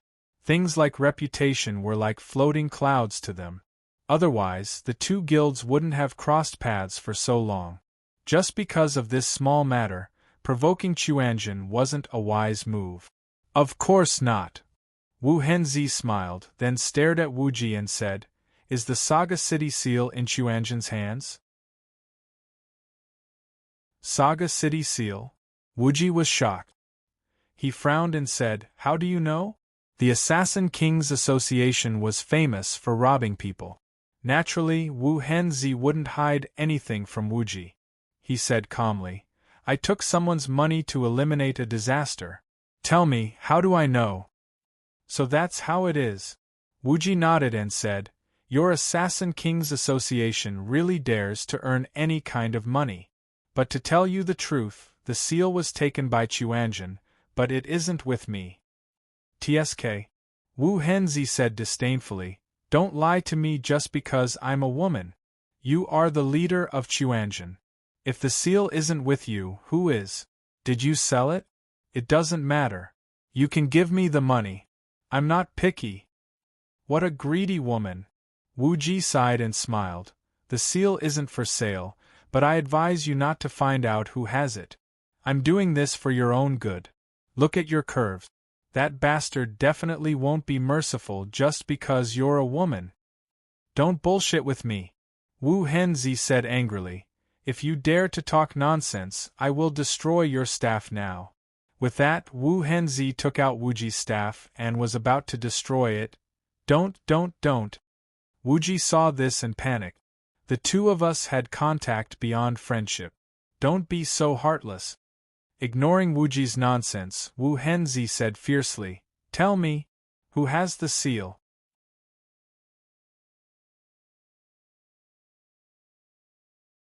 Chapter 1371. Wuji could be the boss of those bastards in Xuanzhen. This guy was born with the talent to do evil. Don't look at how Wuji sold out Wang Yu. This was essentially different from selling out a teammate. Selling out someone else was the same as selling out a teammate. Selling out Wang Yu was definitely a trap. After all, the art of war said that letting the strong fight the weak was like driving the tiger to swallow the wolf. As for letting Wu Henzhi fight Wang Yu, it was obviously driving the dog to swallow the tiger. Seeing that Wuji sold out his teammate so easily, Wu Henzhi was a little suspicious. He frowned and asked, You're not lying to me, right? I won't, Wuji said solemnly. I swear on my character that I will never lie. Wasn't that so? In Wuji's eyes, lying was the lowest level of deception. It didn't suit his style. Using the truth to deceive his opponent was the highest level. Thus, even though Wuji had cheated countless people, he had never lied. How much is your character worth? Wu Henzhi rolled his eyes at Wuji and said, I've heard a little about what kind of person you are. Even if you're telling the truth, I can't believe it. I'll take this staff first. When I see the city's seal, I'll give it back to you. Wuji smiled indifferently and said, Seeing that we had intimate contact just now, I still have to remind you. You'd better return the staff to me now and obediently go home. The seal isn't as easy to get as you think. Whoosh! Before Wuji's voice fell, Wu Henzhi raised his hand. The rope in his hand had a sharp blade. It flew past Wuji's head and deeply inserted into the wall. Wuji was startled by this. At this time, Wu Henzhi coldly stared at Wuji and said, I didn't kill you not because I didn't want to, but because no one is willing to pay for your dog life. If you dare to mention this again, even if no one is willing to pay for your head, I will still kill you. After saying that, Wu Henzhi shouted at the air, Let's go! At the same time, the air in the alley twisted, and a dozen black-clothed assassins appeared around Wuji out of thin air. They then followed behind Wu Henzhi. TSK, who are you trying to scare? Wuji curled his lips, then looked at his hands, his face showing a wretched smile. Although Wuji snorted disdainfully at Wu Henzhi's threat, he couldn't help but break out in cold sweat as he watched the Assassin King's departing figure. Damn it, the Assassin King was as famous as the Quanzhen sect. Sure enough, the Assassin King was quite capable. He actually managed to surround Wuji unknowingly. The members of the Quanzhen sect were all in the same boat. As the guild leader, Wuji naturally had to warn the others when he encountered such a thing. Hence, Wuji opened the guild channel and roughly recounted what happened just now. Hiss! Hearing Wuji's words, everyone sucked in a breath of cold air. Those bastards of the Assassin King must be tired of living. They dare to provoke you. Everyone knew that there were two people in Xuanzhen that couldn't be provoked. One was Wang Yu and the other was Wuji. Wang Yu was Xuanzhen's strength. In the words of the Yu Huiqing players, Yu Huiqing's iron ox could easily take on 100, and it was normal for him to take on 1,000. Even if he faced an army of thousands, he could still take the head of the enemy general as easily as taking something out of his pocket. What was more terrifying was that he had a younger brother. His subordinates were all over the game. They were invincible in one-on-one fights and invincible in group fights. If they provoked Wang Yu, even a guild with tens of thousands of players would have to be prepared to deal with them. As for Wuji, he wasn't very strong, but he was extremely sinister. In the past, he brought a few people to destroy China's #1 guild, the Three Evils Manor. Later on, he brought Yu Huiqing players to trample over millions of players. Such a record was a milestone in the gaming circle. More importantly, Wuji was a super B** starred with all the negative connotations. It was never too late for a gentleman to take revenge, but a villain would take revenge from morning till night. No matter how strong Wang Yu was, at least he had a gentle personality and was forthright. He was loved by the Yu Huiqing players. If they provoked Wang Yu, they would at most die a few times. They would be safe as long as they admitted defeat. Wuji, on the other hand, was insatiably greedy. If they provoked him, it would be a never-ending nightmare. He could even pinch a toad to make powder out of it. If you don't believe me, look at the three evils manor, and then look at the fish in the water. They died peacefully. Because of this, Yu Huiqing had a saying that he would rather offend Wang Yu than Wuji. This B** starred would usually take the initiative to find trouble to relieve his boredom. Moreover, he was blocked in an alley and robbed of his weapon. Wasn't assassinating the king asking for death? I know, Wuji said helplessly. These B** stards are bullying me because I'm a defenseless cleric. Third Bao was indeed Wuji's brother. Although he wasn't as arrogant as evildoers run wild, when he heard that his brother had suffered a loss, he immediately shouted, "Do you want us to go back and snatch your weapon back?" "Nonsense," Wuji said. "My weapon is in the hands of that B** traceless. She'll destroy it if she's angry." Snatching back one's own things was different from snatching someone else's. Snatching someone else's things would benefit one in any case. Even if the item was destroyed, there was no loss to oneself. However, to snatch back one's own things, one had to be more careful. In this kind of situation, without absolute strength, even if one could defeat the opponent, it was very likely that they would lose everything. Without Wang Yu, Chuanzhen's strength was on par with the King's Assassin Association. If they really went back to hunt down the King's Assassin Association, Traceless might do something extreme. She was a woman, after all. When it was time to be rational, they would never know what rationality was. This was something that Wuji was very experienced in. Then what are you going to do now? Just admit it? Mingdu, and to place one's pride, also interrupted. The King's Assassin Association was a small group that was on par with Chuanzhen. Anyone who had experience with being on par would know that even if they were smiling on the surface, they would still want to compare who was better. Who was Wuji? He was the leader of Chuanzhen. The people of Chuanzhen could be disrespected, but others could not be bullied. If they hit him, wouldn't that be the same as slapping Chuanzhen in the face? In the past, Chuanzhen and the King's Assassin Association did not interfere with each other's business. Everyone was in harmony. Now that the King's Assassin Association had come to their doorstep, Chuanzhen naturally could not sit still. "It's fine," Wuji said calmly. "My weapon is not that easy to snatch. They will regret it tomorrow." "What did you do?" "Hee," Wuji said. "I betrayed Old Cow to them. They will definitely surround Old Cow tomorrow."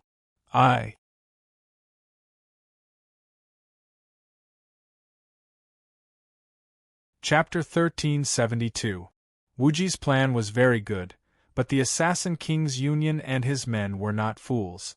There were quite a few expert groups in the gaming circle, but only the King's Association could compare to Chuanzhen.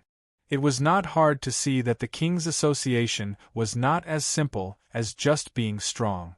No matter what, the people from the King's Association were experts. Although they had not watched the competition, Wang Yu was currently in the limelight. He could be said to be the #1 player in the national server. It was impossible for the King's Association not to have heard of him, and they naturally would not let their guard down.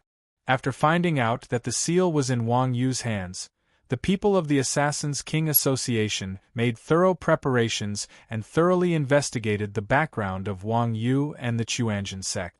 After all, the people from Chuanzhen were not low-profile people, and Wang Yu did not deliberately hide it. It should be known that Wang Yu was a famous person in Yu Huiqing, and it was not difficult to find information about him. In just one night, The King's Association even knew what Wang Yu's wife looked like. Know yourself and know your enemy, and you will never be defeated. This was a necessary quality for every expert team. As a professional gamer, the game was work. The next morning, Wang Yu went online before 8, as if he was going to work. The moment he went online, Wang Yu received a message from Wuji. Be careful when you go out. Someone might be waiting for you. When he saw Wuji's message, Wang Yu only smiled and closed the chat window. He did not take it to heart. Don't ask me why. If you were a fierce person who could pull 8 horses and push 9 bulls, and someone told you not to leave after school, would you take it to heart? This was the confidence of us experts. People who had not been experts before might not have this awareness. As usual, the first thing Wang Yu did after going online was to sweep through the daily dungeon. Yesterday, Wang Yu went offline at Harbor City, and the first thing he did after going online was to return to Yuhuiqing to wait for Chuanjin's people to come online.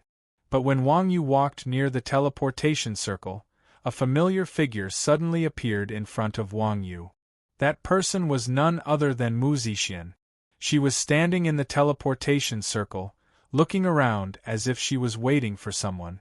Seeing Mu Zixin here, Wang Yu was not surprised. Harbor City was going to be a trading city in the future. With such a prime location, they naturally wouldn't let the goodies flow to outsiders. After Wang Yu went offline last night, she mentioned to Mu Zixin that she wanted to open a bigger branch here for her. Mu Zixin's business was booming right now, and she was complaining that the shop was too small. Wang Yu had undoubtedly given Mu Zixin a big gift, so the two of them had agreed to come to Harbor City to take a look after going online today. The only thing that surprised Wang Yu was that Mu Zixin had actually teleported over so early. Usually, at this time, Mu Zixin would still be at home doing housework. Of course, there were not many doubts between an old couple. Everyone knew that Wang Yu was a man who loved his wife dearly. Seeing Mu Zixin appear in the teleportation circle, Wang Yu did not hesitate. He quickly went forward and put his arm around Mu Zixin's shoulder and said, "Wife, why are you online so early? You should rest a little more." Being forcefully embraced by Wang Yu and hearing Wang Yu call her that, Mu Zixin was stunned at first. Then, her face turned slightly red, and she said uncomfortably, "I'm in a hurry." Wang Yu was not a carefree person, but he did not care about trifles. Regarding Mu Zixin's different behavior, Wang Yu also felt a little strange.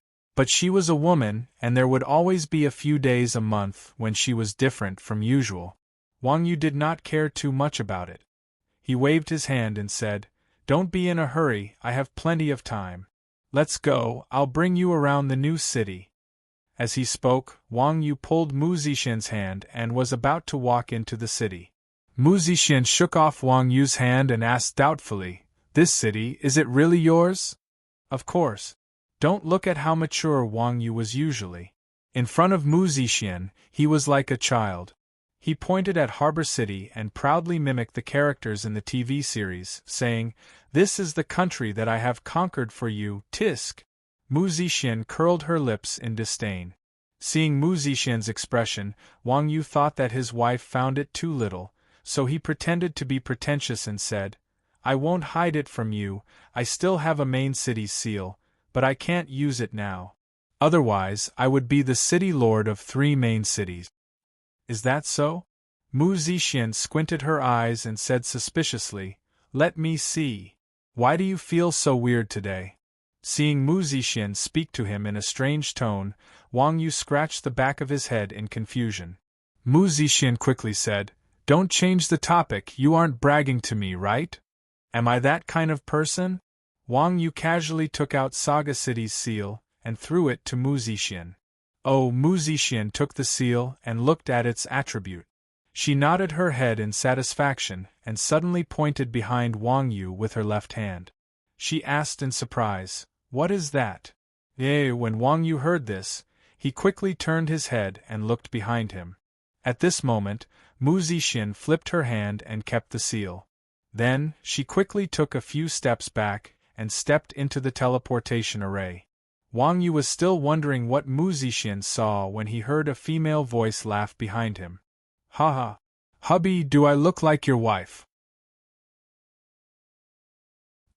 Wang Yu suddenly turned his head and saw Mu Zixin in the teleportation array wiping her face with her hand, instantly revealing a different appearance. That person had an oval face, bright and beautiful teeth, and was extremely beautiful. Her figure was curvy and unforgettable. If it wasn't Wu Hengxi, who else could it be? Who are you? After knowing that he had been tricked, Wang Yu was shocked and angry. He clapped his left hand, and a white light swept towards Wu Hengxi. However, Wu Hengxi had already activated the teleportation array, turned into a light, and disappeared in front of Wang Yu. Without another word, Wang Yu shot forward and followed Wu Hengxi into the teleportation array. Although Wang Yu had killed countless people, as a martial arts master, Wang Yu's temperament was transcendent. Nothing in the world could affect his state of mind. Only Mu Zixin was Wang Yu's only weakness. Although Wang Yu knew that the person who swindled away the seal wasn't Mu Zixin, Wu Hengxi's act of pretending to be Mu Zixin to trick Wang Yu had already touched Wang Yu's bottom line. As a result, Wang Yu, who had never lost his temper before, was suddenly enraged. With a flash of white light, Wang Yu was teleported to Yu Huiqing. However, Yu Huiqing wasn't Seaport City. Seaport City was currently an empty city. Apart from Wang Yu and Wu Hengxi, there were no other players. However, ever since Chuanjin became the champion of the professional league in Yu Huiqing, there were more and more players at the teleportation array. Before anyone could catch a glimpse of Wu Hengxi, he had already disappeared into the vast sea of people. At this time, Wu Ji was already online. The first thing he did after going online was to happily send a message to Wang Yu. Old cow, did you take care of those idiots?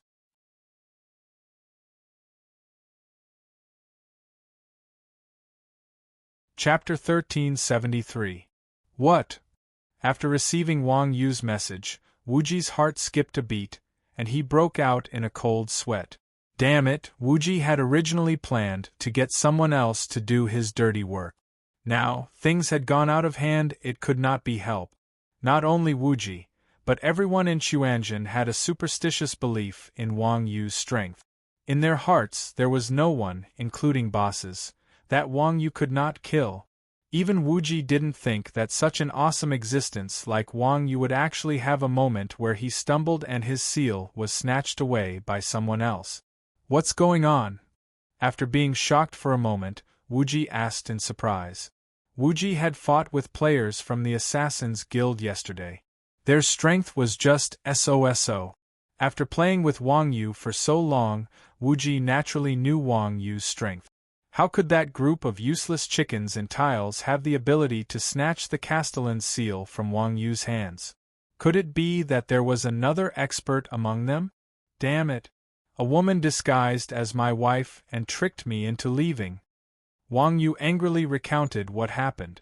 As for Traceless pretending to be his wife, Wang Yu was quite angry. He even cursed. What? After hearing Wang Yu's account, Wu Ji was speechless. Then, he said in disdain, you can't tell other people apart, but you can't tell your own wife apart. Nonsense. Wang Yu said gloomily, how would I know that this stupid game has so many messy skills?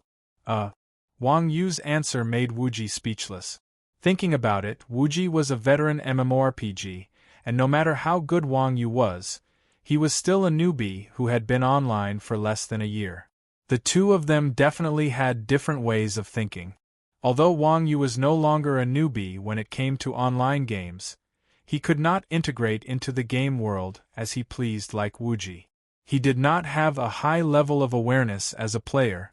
Therefore, Wang Yu would definitely not deliberately guard against strange things like disguise. Furthermore, Wu Hengxi was impersonating Mu Zixin. His own wife was standing in front of him, so no matter how strange her behavior was, Wang Yu did not dare to doubt her authenticity. What a joke! Sigh, You still have to be careful, Wuji lamented. His words were full of sorrow for her misfortune. That's not important, Wang Yu said. What's important is who these people are. This, Wuji said honestly, the person who lied to you is called Wu Henzi.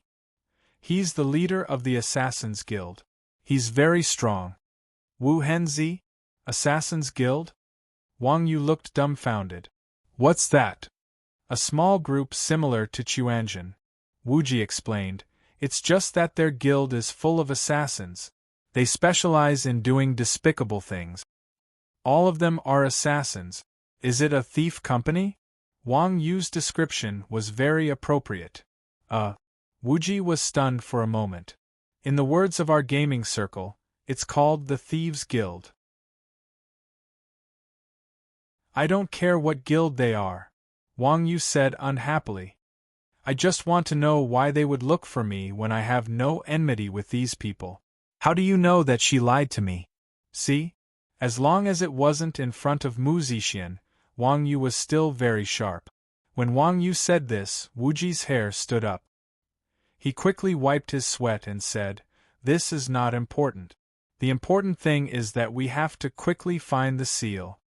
Find my ass, Wang Yu said gloomily. I saw her teleport to Yu Huiqing, but then she disappeared. There are only a dozen of us in such a big Yu Huiqing. How long will it take to find it? Yu Huiqing had a resident population of at least hundreds of thousands. A dozen of them searching for a few assassins was no easier than finding a needle in a haystack. Are you sure Wu Henzi is in Yu Huiqing now? Wuji asked. That girl didn't directly teleport to another main city in Yu Huiqing, did she? Impossible, Wang Yu said. I sealed the city the moment I saw her teleport. She can only be in Yu Huiqing City right now. As the Lord of Yu Huiqing City, Wang Yu had the authority to close all passages into Yu Huiqing City. Wang Yu reacted quickly. The city's teleport channel could only be used by Yu Huiqing City, so when Wu Henzi escaped, Wang Yu immediately closed all the teleport channels and city gates in Yu Huiqing City. If the assassins wanted to leave Yu Huiqing City, they would have to climb over the wall or grow wings to fly out. Climbing over the wall was definitely impossible. There weren't many players who had the ability to climb over the wall. Moreover, stealth and climbing were conflicting. Yu Huiqing City's walls were empty. If they climbed over the wall in front of Wang Yu, wouldn't they be exposing themselves? As for wings, they were very rare. Even a rich guild like Finger Pointing the Heavens only had a few dozen. Normal players wouldn't even have one. Moreover, flying in the sky was even more eye-catching than climbing the wall. There was no way Wang Yu wouldn't notice them. As such, Wu Henzi was definitely still in Yu Huiqing City. After all, she could only be covered by more people. As long as she's still in Yu Huiqing City. Wuji rubbed his chin. I'll find someone to help. After saying that, Wuji opened up his friends list and sent a message to Blood Red War Flag. Help me find people. Assassins from the King's Guild. 1,000 gold per person. Making the best use of everything was already an instinct for Wuji. In terms of fighting, Chuanjin City had Wang Yu. No one could shake their position. However, in terms of finding people, it was better to have more people. At this time, he naturally had to find Blood Red War Flag. Blood Red War Flag was a very loyal person. Moreover, it wasn't difficult for them to find people. After all, Blood Alliance made up a tenth of the population of Yu Huiqing City. Finding a dozen people in Yu Huiqing City was just a little troublesome for them. 1,000 gold per person was considered a high price. Blood Red War Flag was a very busy person. When they received Wuji's message, they were chatting with others. Seeing Wuji's icon flash, Blood Red War Flag quickly opened the message. After looking at it, they replied with a strange expression, Assassins from the King's Guild? Did those guys offend you? No. Wuji replied. Oh, Blood Red War Flag looked at the other chat window and let out a long sigh of relief. However, before Blood Red War Flag could relax, Wuji immediately said, "But they offended Old Cow. Old Cow is very angry now. The consequences are very serious." Neoshin? Seeing Wuji's third message, Blood Red War Flag's face immediately turned pale. At the same time, another player from Blood Red War Flag also sent a message. "Blood Red Boss, your Blood Alliance is the biggest guild in Yuhuiqing City. Only you can do this for me." Blood Red War Flag's gaze fell on the name in the chat window. It showed Southern Giant God.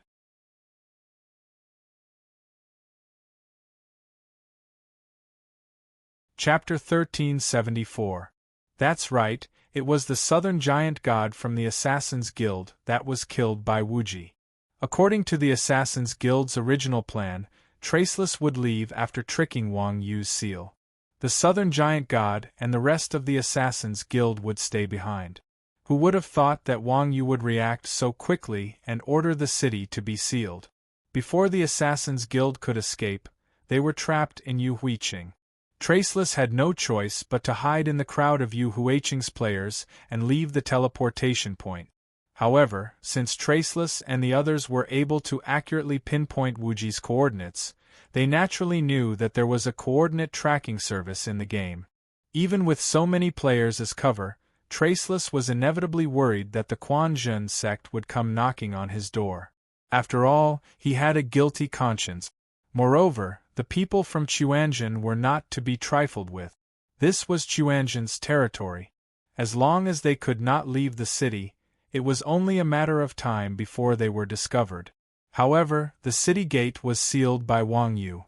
The Assassin's Guild could not escape even if they wanted to. Helpless, as the manager of the Assassin's Guild, the Southern Giant God could only contact Blood Red War Flag and hope that they could help them leave the city. Everyone might ask if the Southern Giant God was stupid enough to ask Blood Red War Flag for help. Of course not. On the contrary, the Southern Giant God was very smart. Blood Red Alliance was one of the top guilds in the country. It was one of the top guilds in the entire game, let alone in Yuhuiqing. In the game, strength came from numbers. Therefore, the Southern Giant God instinctively thought that Quanzhen's people becoming the city lord was due to luck. The ones who had the right to speak were actually Blood Red Alliance. As long as Blood Red War Flag spoke, Quanzhen would have to obediently open the city gate. Finding Blood Red War Flag was also reasonable. Obviously, the Southern Giant God had underestimated the depth of Yuhuiqing's waters. Not only was Blood Red Alliance the first guild to come into contact with Quanzhen, they were also the first guild to be taken care of by Wang Yu. In this game, there was no one who understood Quanzhen better than Blood Red War Flag. To move unhindered behind Quanzhen, Blood Alliance couldn't afford to offend him. Just look at Wang Yu and Wuji, these two vicious people, they could easily destroy Blood Alliance. What was the point of offending this group of fellows for such a small profit? The Blood Red War Flag was dumbfounded after receiving the message from Wuji. They had the urge to blacklist the South Heaven Giant God and send a screenshot to Wang Yu to prove their innocence. However, on second thought, Blood Red War Flag realized that Blood Red Alliance was a famous guild. The Southern Giant God had only asked Blood Red Alliance to escort the Assassin's Guild out of the city. If they rejected him right away, it would seem like they were terrified. That would be too cowardly. Therefore, Blood Red War Flag tactfully rejected the Southern Giant God. Whether or not the city gate is opened is up to Quanzhen. Blood Red Alliance and Quanzhen have never interfered with each other. If we force them to open the gate, it will hurt their relationship. I, Blood Red War Flag, am not that kind of person. Blood Red War Flag had been through a lot. They were able to say it so naturally and righteously, so much so that the silly Southern Giant God didn't understand what Blood Red War Flag was trying to say. After all, the Assassin's Guild had always taken money to get rid of disasters. The Southern Giant God thought that Blood Red War Flag was on the same side as them and was trying to negotiate with him. Therefore, the Southern Giant God said, Boss Bloodred, you can't say that. Chuanjin closed the city gate without permission, severely affecting the gaming experience of players in Yuhuiqing. You're doing this on behalf of the heavens. Maybe one day you'll become the city lord after you accumulate enough popularity. Besides, the Assassin's Guild isn't asking you to help us for free. As long as we can get out of the city, here's 100,000 gold coins as a service fee. As expected, the faces on the negotiation table were always this ugly. The giant god of the southern heaven had first placed a high hat on blood-red Warflag's head, then offered a high price. Now that he had fame and fortune, he was not afraid that blood-red Warflag would not agree. However, what the southern giant god didn't know was that his flattery almost scared blood-red Warflag into a coma. Doing justice on behalf of the heavens? City Lord? Stop giving me trouble, all right? This is a matter of principle, not money. Blood-red Warflag replied helplessly. However, the southern giant god insisted. There are 15 of us. How about 10,000 gold coins for each of us? Boss Bloodred, that's quite a lot. You can't be too greedy.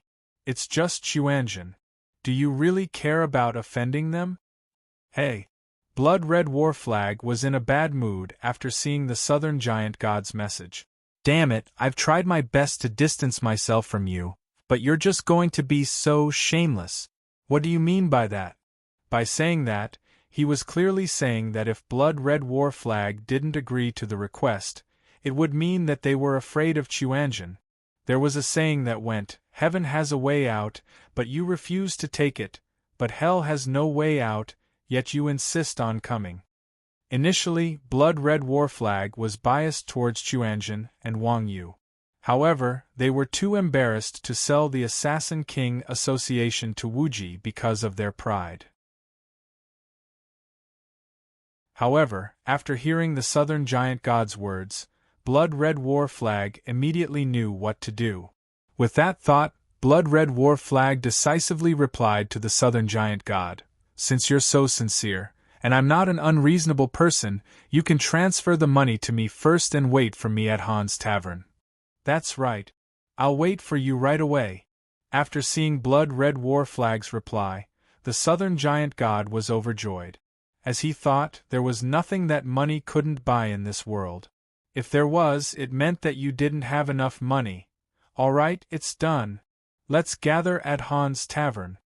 After coming to an agreement with blood-red Warflag, the southern giant god sent a message to the Assassin King Association's channel. He then said to Wu Hensi, "Boss, we have to transfer 150,000 gold coins to blood-red Warflag. Damn it, that asshole is really evil. It's just 150,000 gold coins." Wu Hensi said generously, "Ingzhou has transferred 500,000 gold coins to us. It's not a loss. However, I have a feeling that blood-red Warflag isn't reliable." The others of the Assassin King Association asked curiously, "What's going on? Boss, have you worked with blood-red Warflag before?" "No. It's just a woman's intuition," Wu Hensi said. "Humph." Everyone sent a disdainful emoji.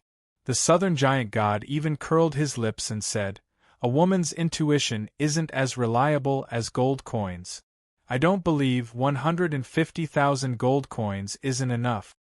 "You're right. See you at the tavern." Wu Hensi nodded and transferred 150,000 gold coins to the southern giant god.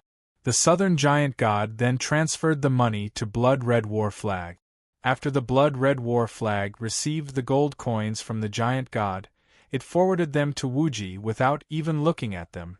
It then sent a message to Wuji, "The person Ox God is looking for is now at Han's Tavern." After sending the message, blood-red Warflag revealed a relieved smile.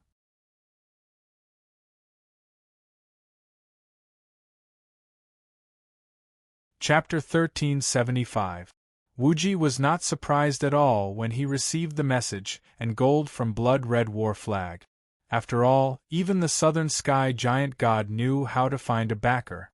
How could Wuji not have guessed this with his intelligence?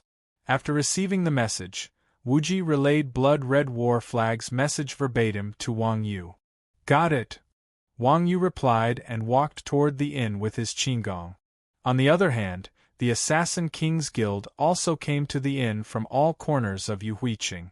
At this time, the players were either working or going to school. It was the time when no one was around.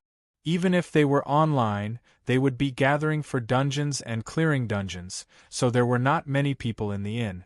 When the Southern Sky God, who was the first to arrive at the tavern, arrived, there were only a few players in the tavern. By the time the Assassin Kings Association's members had all arrived, most of the players had already left the tavern. Only one player sat in a corner with his back facing the Assassin Kings Association's members. Seeing that everyone had arrived, Wuhenzi scanned his surroundings and asked the South Heaven Giant God with a frown, "Where are the people of the Blood Alliance? Why aren't they here yet?" The Assassin Kings Guild was in the business of killing people and robbing them. This kind of shady business was very sensitive to the concept of time. Traceless was quite annoyed that the Blood Alliance had not arrived yet. The customer was the Jade Emperor. Everyone had paid, so the Blood Alliance should have been waiting here. Instead, they were making the customer wait here. It was obvious that the inn was bullying the customers. If not for the urgency of the situation, Traceless would have been furious. "Don't be anxious. Let me ask you first." The Southern Sky Giant God knew that his boss had a bad temper.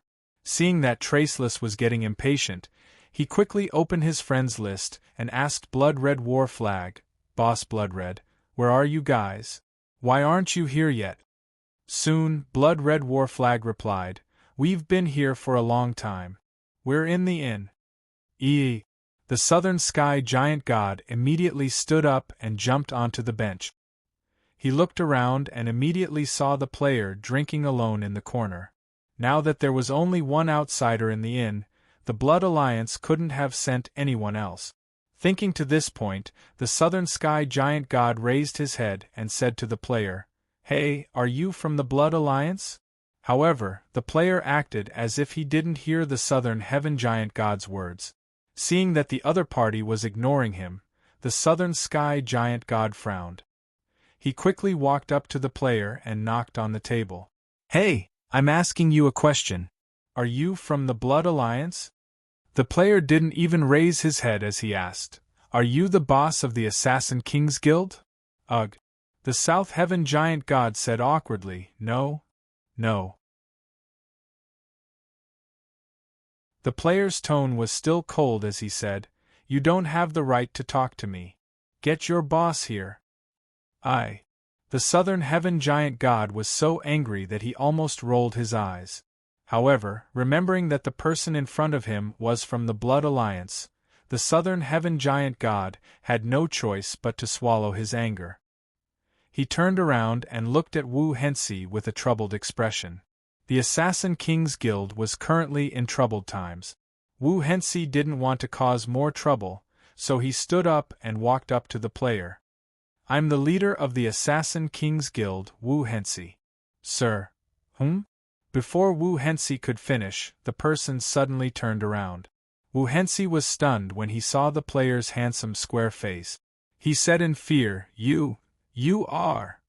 The player said coldly, "I'm your husband. Don't you know me already?"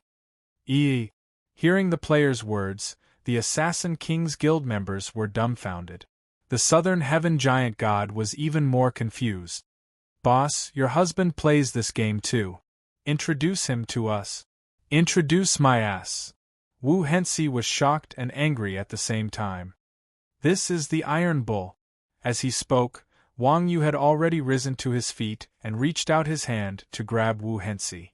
Wu Hensi reacted swiftly too. With a sidestep, he appeared beside the Giant God of South Heaven and used the Giant God of South Heaven as a shield. Before the Southern Heaven Giant God could react, Wang Yu's hand had already grabbed the Southern Heaven Giant God's neck. Wang Yu was slightly startled when he realized he had grabbed the wrong target. He casually tossed the Southern Heaven Giant God away. The southern heaven giant god screamed in agony as he fell onto a table and smashed it into pieces. The tavern owner appeared beside the southern heaven giant god, as if he had teleported, and hugged his leg. Meanwhile, Wang Yu didn't seem to care about the southern heaven giant god's life. Instead, he looked at Wu Hensei in surprise and said, "Substitution? Moon Shadow Sect's traceless snow steps? No wonder you're so daring. You know the Moon Shadow Sect?" Wu Hensei couldn't help but be astounded when he heard Wang Yu expose his origins with a single sentence. The Moon Shadow Sect was similar to the Swallow Sect, a sect that practiced Qigong. Martial arts, on the other hand, were a type of attacking technique. Qigong deviated from the main theme. With the rapid development of science and technology, there was no future in learning kung fu. Qigong was even more useless. Serious kung fu practitioners would not spend their entire lives learning this thing. After all, it was useless even if they learned it. Because of this, most of the people who learned Qigong went down the wrong path, because they had no future, so they brought shame to the kung fu circle. Therefore, the Qigong sect had always been disliked by others. As time passed, it declined. Even the most famous Swallow Sect was not known by many people in the Kung Fu circle. The Moon Shadow Sect was the kind of sect that was as good as dead. Even Wu Hensei himself sometimes doubted if the Moon Shadow Sect really existed in the world, and if his master was just fooling him. It was easy to imagine how shocked Wu Hensei was when Wang Yu revealed his background. Of course, reputation was reputation, and strength was strength. Although the Moon Shadow Sect was so small that even he doubted his life, the Moon Shadow Sect's spectral snow steps was as famous as the Yang family's 7 astral step. In order not to let the Kung Fu go extinct, the Wang family had been collecting all kinds of ancient martial arts in the library since 100 years ago. Of course, Wang Yu knew about the spectral snow step. "I know," Wang Yu replied calmly. "Seeing that you are a martial artist, I'll give you a chance. Return the stamp to me, and I won't pursue the matter of you pretending to be my wife." Wang Yu was a grandmaster, and his mind was detached from worldly affairs. Anger came and went quickly. It had been so long, and although Wang Yu was still a little angry, it was mostly gone. Since Wu Hensei was a martial artist like him, he had to give him a chance. Return it to you? However, Wu Hensei sneered, "There's no reason for us to return what we got. If you want the stamp, give me the money. 1,000,000 gold coins, not a cent less."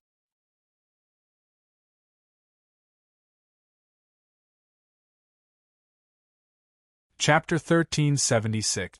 At that instant, the giant god of southern heaven also broke free from the inn owner's restraint. He pointed at Wang Yu from afar and stomped his feet. "You really don't know what's good for you, kid. Our reinforcements will be here soon, and you still dare to act tough here?" "Reinforcements?" Wang Yu smiled calmly. "Are you talking about the Blood Alliance?" "That's right," the giant god of southern heaven said proudly. "The leader of the blood-red war flag is coming here with his men. If you know what's good for you, open the gate and let us go. Otherwise, don't blame us for not showing mercy." In the eyes of the giant god of southern heaven, the people from the Quan Zhen sect would be annihilated in no time against a colossal force like the Blood Alliance. Therefore, he did not realize that the blood-red war flag had already sold them out. Wang Yu looked down at the giant god of southern heaven and said, "Then why do you think I'm here?" The giant god of southern heaven was dumbfounded after hearing Wang Yu's words. He was stunned for a few seconds before he yelled furiously, F***K me. This shameless blood-red war flag, how dare you sell us out? The others of the Assassin King's Guild exchanged glances with one another. Their faces were filled with anger. "All right. It's time for you to give up." Wang Yu turned around and said to Wu Hensei, "Hand over the seal, and I can forgive you for pretending to be my wife." "Are you kidding me?" Wu Hensei chuckled. "Don't you see how many people we have? If you want the seal, you have to be capable enough. Saying this, Wu Hensei pointed at Wang Yu and ordered, "Let's take care of Chuanzhen first, then we'll settle the score with the Blood Alliance. Whoever kills this kid will get half of the commission." This time, the Assassin Kings Guild had received a total of 500,000 gold coins as commission. Half of it would be 250,000 gold coins. Money was a good thing. There was no way the Assassin Kings Guild, who only cared about money, could resist the temptation. Without saying a word, they charged at Wang Yu with daggers in their hands. Actually, Traceless actions were understandable. Other than Wang Yu, everyone else in the tavern was a member of the Assassin's Guild. Everyone knew that martial artists were always more confident. Even if Traceless Z knew how powerful Wang Yu was, she didn't think that the guy in front of her, who looked about the same age as her, could be that strong. There were 15 of them. How could they not have a chance of winning? Besides, so what if Wang Yu could take on 15 of them by himself? Don't forget that this was a game. At most, he would just die once. How much was his life worth? Compared to the seal, it was not even worth mentioning. Among the members of the King Assassin Association, the one closest to Wang Yu was the South Heaven Giant God. As soon as Wu Henzhi's voice fell, he rushed to Wang Yu's back and stabbed him with his dagger. Humph! How stubborn! Wang Yu harumphed coldly when he saw the members of the Assassin Kings Guild surrounding him. Without even turning his head around, he kicked the stool behind Wang Yu into the air and landed squarely on the South Heaven Giant God's face. Whoosh! The stool shattered into pieces. The South Heaven Giant God was knocked backward by the impact. At the same time, the owner of the tavern teleported to the South Heaven Giant God's side and grabbed his thigh, saying, "It's just a small business, please show some mercy." F***K. The South Heaven Giant God cursed furiously when he saw his companions had reached Wang Yu, but he was being held back. He hurriedly took out his gold coins, but in the meantime, Wang Yu had already started fighting the members of the Assassin Kings Guild. The specialty of the assassin class was to sneak around and kill people instantly with explosive power when the opportunity presented itself. They did not have much of an advantage in melee combat. Therefore, the stealth skill was the most important skill for an assassin, as all of their damage output revolved around the stealth skill. However, the stealth skill was easy to deal with for other players, but without items like the Eye of Truth, unless they were a tank class or a player with money, most people would not be able to survive a single combo from an assassin. They could only close their eyes and wait for death when faced with a dozen assassins. This was also why the Assassin Kings Guild was infamous. After all, no class would dare claim to be the best in terms of mobility and stealth. The Assassin Kings Guild was much more professional than Chuanzhen when it came to running away if they could not win. Everyone was not afraid of being stolen, but were they not afraid of being remembered? However, the Assassin Kings Guild was unlucky today. Their opponent was Wang Yu. Who was Wang Yu? He was a human-shaped cheat that came with the ability to detect stealth. The assassin's stealth skill had nowhere to hide from Wang Yu. Would an assassin still be an assassin without stealth? Of course not. Those who had witnessed Wang Yu's strength knew that if they wanted to deal with this maniac, they could not treat him like a human. They had to treat him like a boss. If it was a professional player like Ningjing Xuan, Wang Yu might be able to deal with a dozen or so of them at the same time. However, the dozen or so assassins from the Assassin Kings Guild were nothing to Wang Yu. Wang Yu spread his arms wide and deflected the attacks from all directions. In the time it took for the South Heaven Giant God to take out his money, the people of the Assassin King Association were all knocked to the ground by Wang Yu. Yes, knocked to the ground. Wang Yu did not know who had the seal, so he would not let these people die so easily.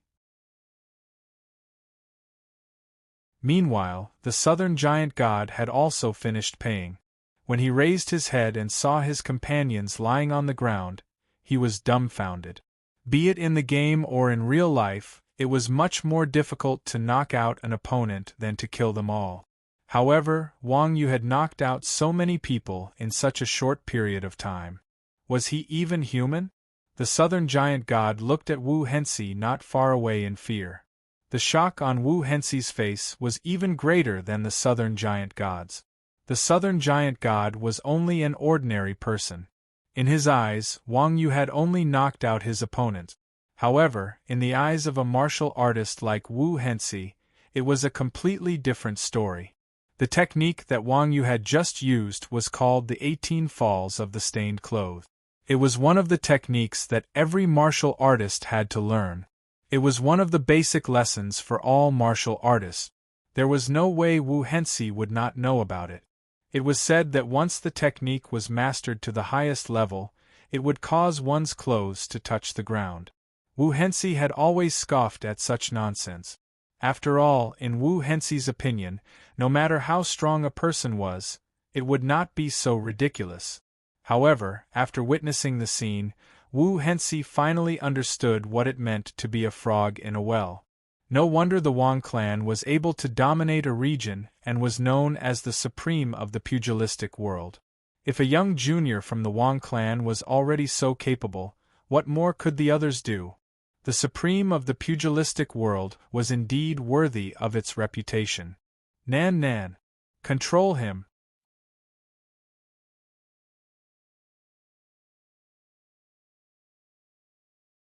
Chapter 1377.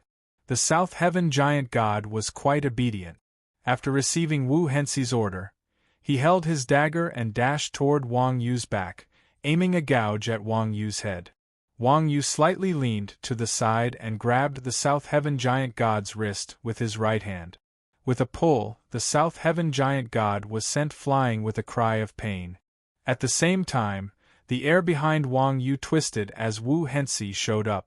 She flipped her dagger and slashed at Wang Yu with a gouge. Double gouge. An assassin's coordination and control technique. First, one of them would make a feint, while the other would wait for the opportunity to launch the real attack while the opponent was dodging the attack. As the saying went, 2 fists were no match for 4 hands, and a strong man was no match for numbers. Wang Yu had just tossed the South Heaven Giant God away. Before he could regain his balance, Wu Hensei's dagger had already reached him. Bang! The dagger in Wu Hensei's hand landed heavily on Wang Yu's head. Ha ha! Wu Hensei could not help but blurt out proudly, "No matter how strong you are, aren't you still?" Before Wu Hensei could finish her words, the smile on her face suddenly froze. Wang Yu, who was under her control, turned into fragments with a bang. Crap, it's a clone. Wu Hensei was shocked and hurriedly used his movement technique to dodge to the side. However, it was too late. Wu Hensei only felt a chill behind his head. Then, a big hand grabbed the back of Wu Hensei's head and pushed it forward. Ouch! Wu Hensei screamed and fell to the ground. Under the powerful force, Wu Hensei was pushed to the entrance of the tavern, scraping the ground. Walla lala! The tables and chairs were smashed into pieces. It had to be said that the system was really unscrupulous in order to cheat the players of their money. The tables and chairs in the tavern were made of mud, and the players were afraid that they would shatter if they let out a fart. As a result, after playing the game for a long time, when the players went out to eat in the real world, they would be very careful with the tables, chairs, and tableware. It was extremely cultured, and the quality of the people had been improved in a disguised way. Longting Company could be said to have made great contributions. The tavern owner's movement technique was extremely fast. In a flash, he appeared beside Traceless. He held a stool leg in his hand and poked Traceless but, "Hey, Honorable Lord Assassin, are you still alive? Please compensate me." "That's a total of..." Traceless was already in such a state, but the owner of the tavern still didn't forget to ask for compensation. This arrogant fellow vividly demonstrated how unreasonable he was. Traceless was held back by the tavern owner and couldn't move at all. Wang Yu unhurriedly approached Traceless in an attempt to capture him alive. At that moment, The Assassin Kings Association players who had been beaten by Wang Yu saw that Traceless had been humiliated by Wang Yu. They quickly got up and surrounded Wang Yu to buy time for Traceless to escape. Of course, none of these fellows were a match for Wang Yu. If they didn't have any control methods, it would be completely useless to use human lives to fill in the gap. Such an encirclement naturally wouldn't have any effect on Wang Yu. In the blink of an eye, the assassin's encirclement was torn apart by Wang Yu. Wang Yu didn't even pause for a moment before arriving in front of Traceless. Seeing that Traceless was about to be captured by Wang Yu, the giant god of the southern sky looked at Traceless, who was being held back by the tavern owner. He seemed to have thought of something. He grabbed a stool from the side and threw it at the back of Wang Yu's head. Wang Yu didn't even look at it. With a wave of his hand, the stool was smashed into pieces by Wang Yu. Yeah! The giant god of the southern sky clenched his fists in excitement when he saw Wang Yu falling into his trap. However, the tavern owner appeared in front of the giant god while dragging Traceless with one hand. He reached out his hand and said, "It's just a small business, please show some mercy." "Why should I?" The giant god of the southern sky almost burst into tears as he looked at the profiteer in front of him. Damn it, he had to pay for the stool that someone threw at him, but he had to pay for the stool that he threw at someone else. What the hell was going on? How could he bully someone like this? However, the tavern owner said something that convinced everyone when he saw the giant god of the southern sky's confusion. "It can't be helped, he's the city lord of Yu Huiqing."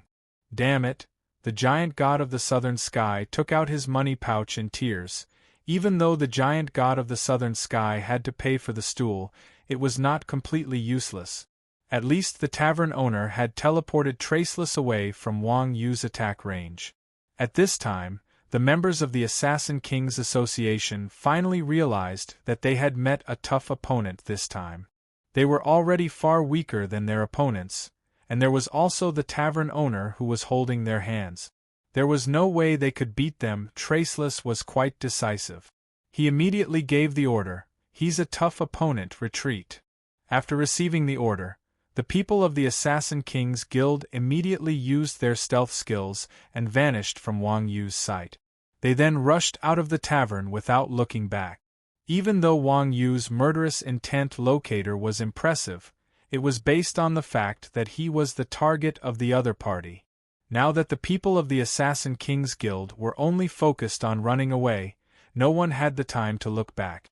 As a result, Wang Yu had lost all his targets. It couldn't be helped. No matter how strong an expert was, they had to admit defeat in front of the system. After all, he was the real god of creation, so he had to give him some face. Seeing that his opponents had all escaped, Wang Yu couldn't help but feel a little regretful. If Wang Yu hadn't wanted to capture all of his opponents alive, how could it be like this, where he didn't even manage to capture a single person? Sigh, he had been too careless. Don't let a single one escape. Just as Wang Yu was feeling depressed, a familiar voice came from outside the tavern. Wang Yu looked out and saw that the tavern entrance was filled with Blood Alliance players. Wuji floated in the air with a faint purple eye above his head. The Eye of Truth was only 700 gold each. Chuanjin obviously didn't lack that bit of money. Under the illumination of the Eye of Truth, the players of the Assassin Kings Guild had nowhere to hide. 2 rows of shield bearers lined up in a row and blocked the way. The people of the Assassin Kings Guild were trapped on the street. Seeing Wang Yu suddenly have so many helpers, the people of the Assassin Kings Guild were dumbfounded. Damn, didn't they say that Xuanzhen had less than 20 people? There were at least 200 of them. However, the observant Traceless noticed that the guild insignia on the players' chests were different from Xuanzhen's, so he said with a cold face, "Who are you people? We have no grudges against each other in the past. Do you really have to interfere in the grudge between the Assassin Kings Guild and Xuanzhen?" As expected of a notorious small group, Traceless words sounded like he was admitting defeat, but in reality it was a threat. His meaning was very obvious. He was telling random people to mind their own business. In Yu Huiqing, apart from Chuanjin, Blood Alliance didn't fear anyone. Of course, he wasn't afraid of Traceless' threat.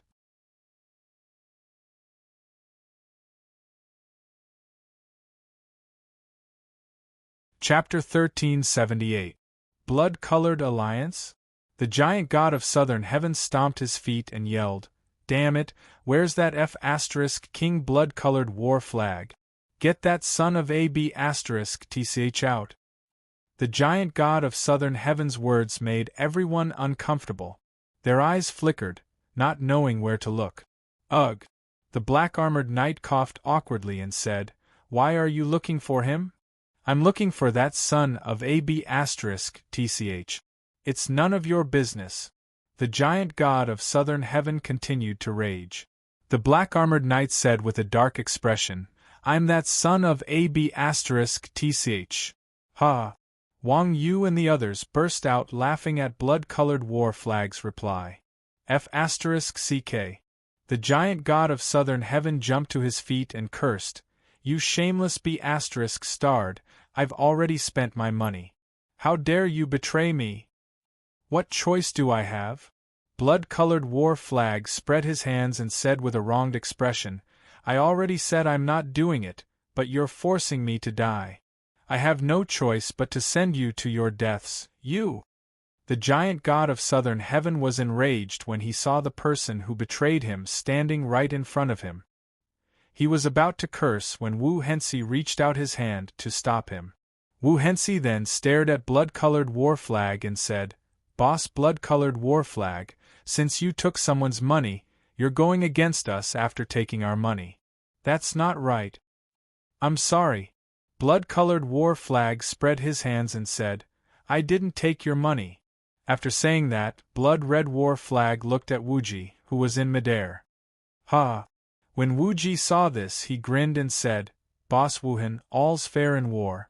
Our Quanjin sect and your Assassin's Guild each have their own methods. Yesterday you stole my staff, and today I took your money. Now we don't owe each other anything, so we're even. I'll take that staff as a purchase from you." Bullsh**t. Wu Hensei said angrily, "Why would an assassin like me want your stupid staff?" "How would I know? You were the one who wanted my staff." Wuji curled his lips, then narrowed his eyes and said, "Why don't you give it back to me?" Wuji's staff was only a piece of dark gold equipment. Its market value was, at most, 10,000 gold. Traceless wasn't a fool. He wasn't willing to spend 150,000 gold on a staff that he couldn't use. Hearing that Wuji wanted to buy the staff, Traceless took out the staff and threw it at Wuji. Wuji casually took the staff and equipped it in his hand. "Where is the money?" Traceless couldn't help but ask when he saw that Wuji had no intention of paying. Wuji said blankly, "Did I say I return the money to you? You? Me?" Wuji's shameless behavior directly made Traceless' lungs explode. He pointed at Wuji and cursed, "Are you F***king shameless?" "I didn't say I was shameless." Wuji smiled and said, "I just told you, there's nothing too deceitful in war. Who knew that you wouldn't listen to my advice? I'm your enemy now. How about this, as long as you hand over the Saga City seal, I'll return this 150,000 gold to you. F***CKU. Traceless scolded Wuji fiercely. He didn't want to talk to Wuji anymore. Instead, he asked Blood Red War Flag with a cold face, "Blood Red War Flag boss, are you going to get involved in this mess?" Blood Red War Flag smiled faintly and said, "Our Blood Alliance has always been on good terms with Chuanjin. Chuanjin's business is our business." "Good, very good." Traceless nodded and said, "Blood Red War Flag boss, there's still a long way to go. I hope you know what to do." Then, Traceless turned his head and said to the Assassin King's Guild, "Let's go." After saying that, Traceless swung the dagger at his neck, turning it into a white light. The rest of the Assassin King's Guild followed suit. The white light lit up, and under everyone's shocked gazes, the Assassin King's Guild members all committed suicide. F***ck. Seeing this scene, the blood-red war flag and the others were shocked. Wang Yu and Xuanzhen could not help but frown. In the end, they were a small group of troublemakers that were on par with Xuanzhen. When they were angry, they were just as terrifying as Xuanzhen. Especially when blood-red war flag saw traceless eyes before he died, a layer of cold sweat appeared on his back for no reason. Everyone, go to the resurrection point. Seeing that the Assassin King's Guild members committed suicide, Wuji immediately gave the order to the Xuanzhen people in midair. Blood-red war flag heard this and said, "Don't worry, I've already set up an ambush at the bandits' resurrection point." Ambush.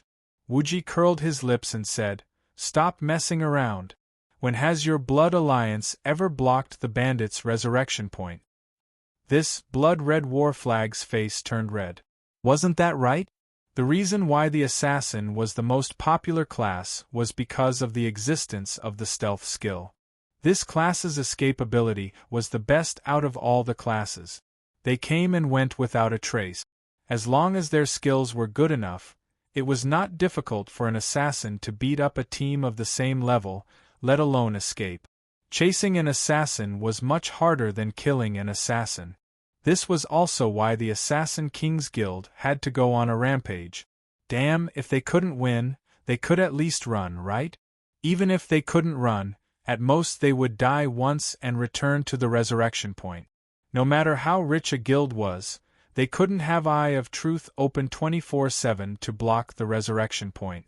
As expected, the moment Wuji finished speaking, blood-red war flag sent a message to the people blocking the resurrection point. In the end, the resurrection point quickly replied, "I didn't see anyone from the Assassin King's Guild." It was very obvious that the moment the Assassin King's Guild resurrected, they used the stealth skill.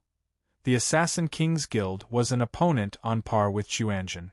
If they openly broke out, normal players from Blood Alliance might not be able to stop them, let alone if they stealthily escape. After receiving the news that the Assassin King's Guild had escaped, Wuji's mood was exactly the same as Wang Yu's, full of regret. As the saying went, villains died because they talked too much. How could he forget this point? Why did he have to waste time with these people? Letting the Assassin King's Guild escape was a small matter, but the important thing was that these people were already frightened. It would be difficult to find another group of people who knew how to go invisible. Could Yu Huiqing close his door for the rest of his life? The most important thing was that the Assassin King's Guild was not easy to deal with. These bastards already hated blood-red war flag. If they had nothing to do, they would most likely take revenge on Blood Alliance. To be able to be on par with Xuanzhen, other than having different styles, the Assassin King's Guild and Xuanzhen's way of doing things were quite similar. If they couldn't beat Xuanzhen's people, could they not beat Blood Alliance's small fries? Thinking of this, Wuji descended from the sky and walked in front of blood-red war flag. He patted blood-red war flag's shoulder and said, "Old flag, I think it's best if you let your subordinates hide."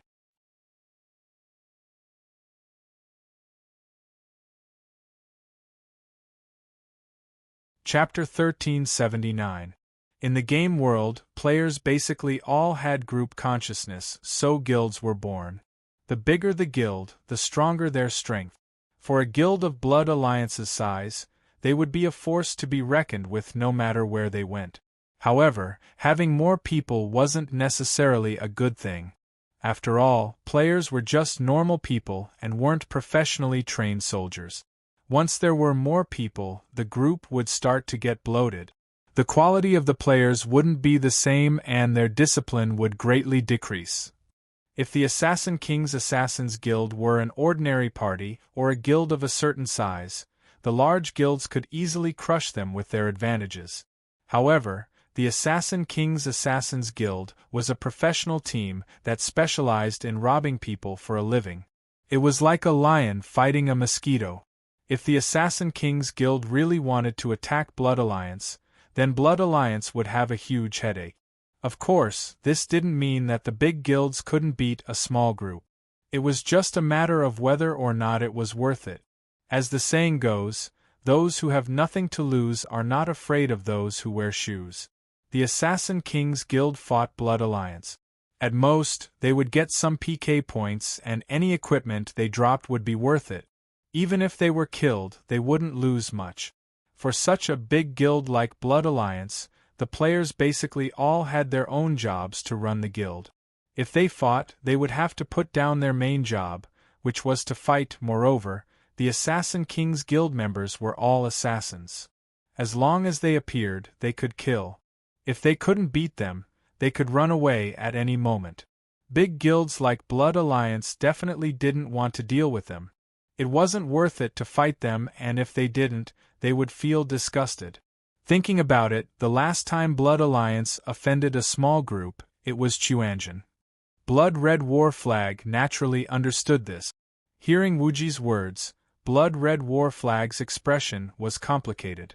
What was an undeserved disaster? Blood Red War Flag was definitely one of them.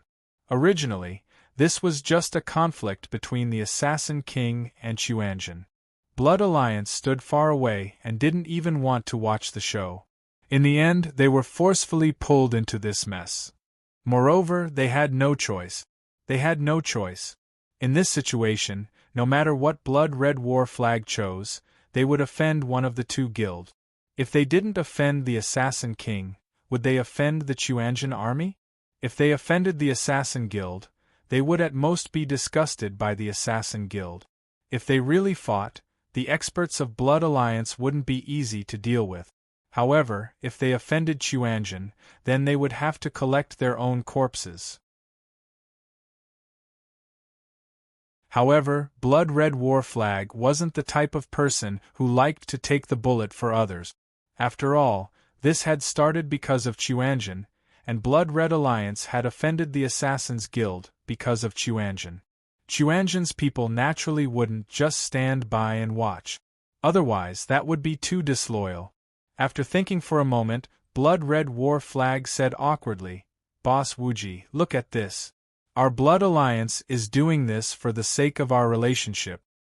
"I know that," Wuji said indifferently. "Don't worry, now that the entire process is sealed, the people from the Assassin Association won't dare to kill people." "Really?" Blood Red War Flag said doubtfully. "I've heard of those guys. They even dared to trick the Ox God. Is there anything they wouldn't dare to do?" "Nonsense," Wang Yu said from the side with great experience. "Once the PK reaches a certain number, they will be chased by the guards. Now that the city gate is sealed, of course they won't dare to seek death. Is this your first day playing the game?" Blood Red War Flag was speechless. They had overlooked this point in a moment of nervousness. Now that a newbie like Wang Yu said that, they felt a little wronged. Indeed, the guards were too strong. No one would be stupid enough to face them head-on. Even a sick person like Wang Yu would have to stay far away from them.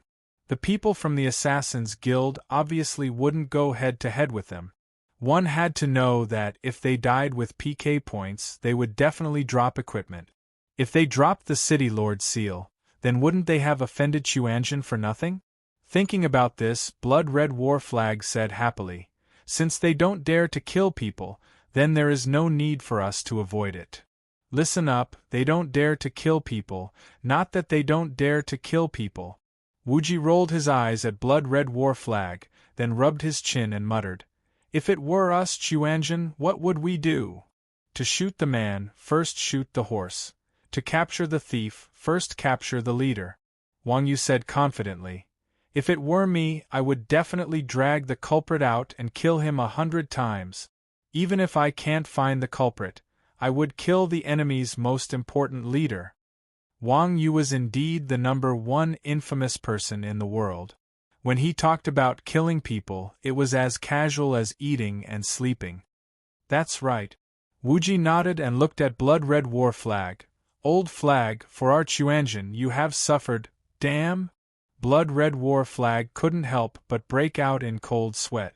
Wang Yu and Wuji echoed each other, scaring Blood Red War Flag. "Damn, According to what Wang Yu said, as the boss of Blood Red War Flag would definitely be the #1 target of the Assassin Kings Association. Moreover, the player who killed the Assassin Kings Association was Blood Red War Flag. If the Assassin Kings Association wanted to target Blood Red War Flag, there was no need for a reason. Just as Blood Red War Flag was in a daze, a message suddenly came from the guild channel. Blood Red War Flag quickly opened the message and saw Blood Red Shura shouting furiously, F***CK, I've been killed.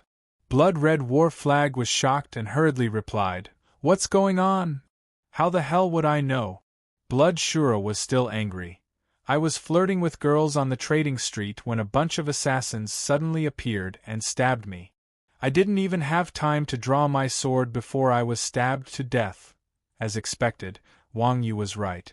The Assassin Kings Association was looking for the core players of Blood Red War Flag to take revenge. Blood Red War Flag had a bunch of underlings with Wang Yu and other experts. The Assassin Kings Association didn't dare to act rashly, so they attacked Blood Shura. Blood Red War Flag hurriedly opened the guild channel and made an announcement. Everyone be careful, there are assassins. Don't move alone. Just as Blood Red War Flag made the announcement, Bloodwind Whisper's message appeared in the channel. Damn, I was stabbed to death too. Dark Knight, aren't you behind me? Who stabbed me? Blood Dark Knight. I didn't see clearly. Those people stabbed you to death and immediately went into stealth. Damn. What's going on? Bloodwind Whisper wondered. Could it be that someone offended someone from the Quan Jin sect? Only those scum would do this. Damn, this guy was a vengeful person. He still had a shadow over Chuanjin. As the boss, Blood Red War Flag brought a few dozen underlings to help Chuanjin. Naturally, they had no obligation to tell their underlings, so not many people in Blood Red War Flag knew about this.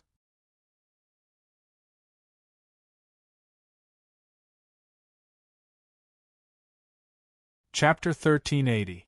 To Blood Alliance, this was not a small matter. After all, in Yuhuiqing, Blood Alliance basically had no natural enemies other than Chuanjin. Coincidentally, only Chuanjin had dealt with Blood Alliance like this. At this moment, what Bloodwind Whisper could think of, others could naturally think of too.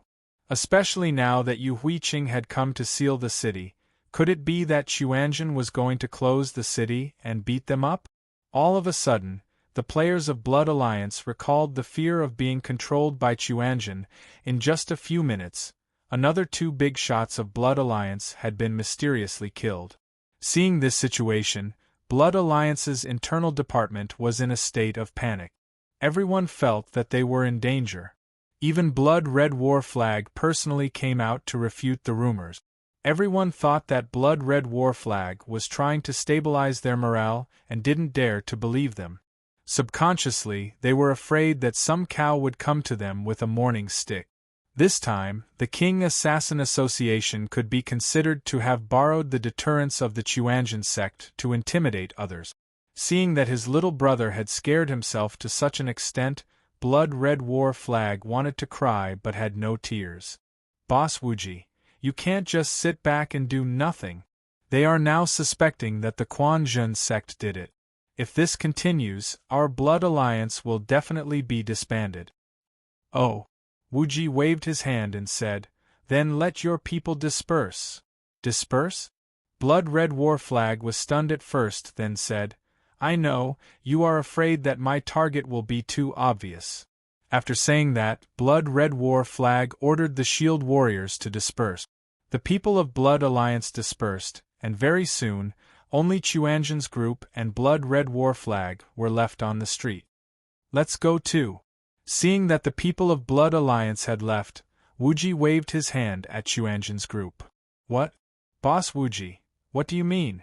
Seeing that Wuji had asked Chuanjin's people to leave, Blood Red War Flag was stunned. Disbelief was written all over his face. Although Blood Red War Flag did not have much interaction with Wuji, after working together a few times, they knew that Wuji was not an unscrupulous person. Why did things turn out like this? The people from the Assassin King Association were not weak. If the people from Chuanjin did not protect Blood Red War Flag, then Blood Red War Flag would not be far from death. If Blood Wind Whisper and Blood Azura were killed, they would at most cause some unrest in the guild. However, if Blood Red War Flag, the guild leader, died as well, there would probably be people from Blood Alliance who would leave the guild. The Quan Zhen sect's influence in Afterglow City was not to be trifled with. What do you mean? Wu Ji said indifferently. You better pray for your own good luck. Let's go. With that, Wu Ji turned around to leave. Although the Chuanjin people did not quite understand what Wu Ji meant, they still obediently dispersed. Only Wang Yu tugged at Wu Ji in shock and asked, "Are we really going to ignore old Qi? Who cares about him? The grudge between Assassin King Association and Blood Alliance has nothing to do with us." Wu Ji frowned. "You better stay far away from them." But Wang Yu was just about to say something when he suddenly received a private message from Wu Ji. "Go, don't ask why. The further, the better." After playing with Wu Ji for so long, Wang Yu knew that this kid was full of tricks. If he did this, he might have come up with something else. Thus, he nodded and pretended to be helpless. "Okay." After saying that, he jumped onto the roof and ran into the distance. The people from Chuanjin left one after another. Seeing that they were the only ones left on the streets, Blood Red War Flag was so depressed that he was about to cry. He cursed Wu Ji's ancestors 180 times in his heart. At the same time, he hated himself for being blind and actually believing in these bastards from Chuanjin. At the same time, in an alley not far away, an assassin from Assassin King Association opened the guild channel. "Blood Red War Flag, this bastard is alone." "Alone? This kid dares to be alone? Are you sure?" Southern Sky Giant God was shocked. Assassin Association was currently assassinating the higher-ups of Blood Alliance. If Blood Red War Flag dared to be alone, then it was either a trap or this kid was crazy. "I'm sure," the assassin replied. "I saw those shield warriors leave. Blood Red War Flag is at the entrance of the tavern."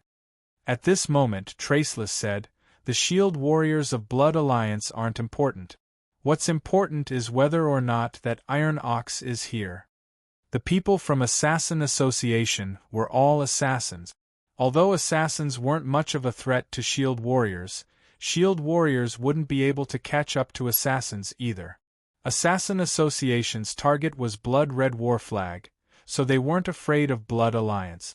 They were only afraid of Chuanjin's Wang Yu. The people from Assassin Association had fought Wang Yu before, so they had a good understanding of Wang Yu's strength. In their eyes, Wang Yu was better than 100 Blood Alliance experts. "He's gone too," the assassin replied. "Don't tell me there's an ambush nearby?" Southern Sky Giant God was afraid of being tricked. Huh! As soon as the Southern Sky Giant myth finished speaking, Wu Hensei's vision darkened. A familiar figure flew past him. Wu Hensei shielded his eyes with his hand and looked up. He immediately sent a message in the guild channel. "There's no ambush. I just saw Iron Bull heading toward the southern part of the city." At this moment, the assassin who was staring at Blood Red War Flag suddenly shouted, "Hurry up! Blood Red War Flag is running away. Follow him, don't let him get away." Wu Hensei, the South Heaven Giant God, and the others panicked upon hearing the news. When enemies met, their eyes would turn red. If it weren't for Blood Red War Flag's betrayal, Assassin Association would at most be hiding. They wouldn't have to waste their money and lives. Seeing that the culprit was alone, how could they let go of this opportunity? Blood Red War Flag was the leader of a big guild with tens of thousands of subordinates. If they didn't take care of him now, there wouldn't be another chance in the future. As for whether there was an ambush nearby, was it really that important? Obviously, it wasn't. Assassin Association was also a group of top experts. Their strength wasn't any weaker than Chuanjin's group. Their leader, Traceless, was also a martial artist. His strength far exceeded that of ordinary people. Furthermore, everyone was an assassin. If they couldn't win, they could still run away. They had absolute confidence in their profession of assassination. The only person these people were afraid of was Wang Yu. Now that Wang Yu was far away, the Assassin Kings Association naturally had nothing to worry about. As they spoke, everyone activated swift movement and ran toward the coordinates of Blood Red War Flag. Blood Red War Flag also received a message from Wuji. Old Flag, don't be afraid. We're protecting you in secret. Go to the City Lord's mansion. Don't look back. Assassin Association will be here soon. F***CK. When Blood Red War Flag saw Wuji's message, they immediately understood Wuji's thoughts. They said gloomily, Boss Wuji, you can't do this. How dare you use me as bait? Wuji said helplessly, I can't help it. Our Chuanjin doesn't need a beating like you. The only one who needs a beating more is someone they don't dare to beat. Blood Red War Flag sent a speechless emoji and said, It's okay to be bait. Can you leave a few people behind so I can be more daring? No, Wuji said. If we leave too many people behind, we'll look guilty. They won't take the bait.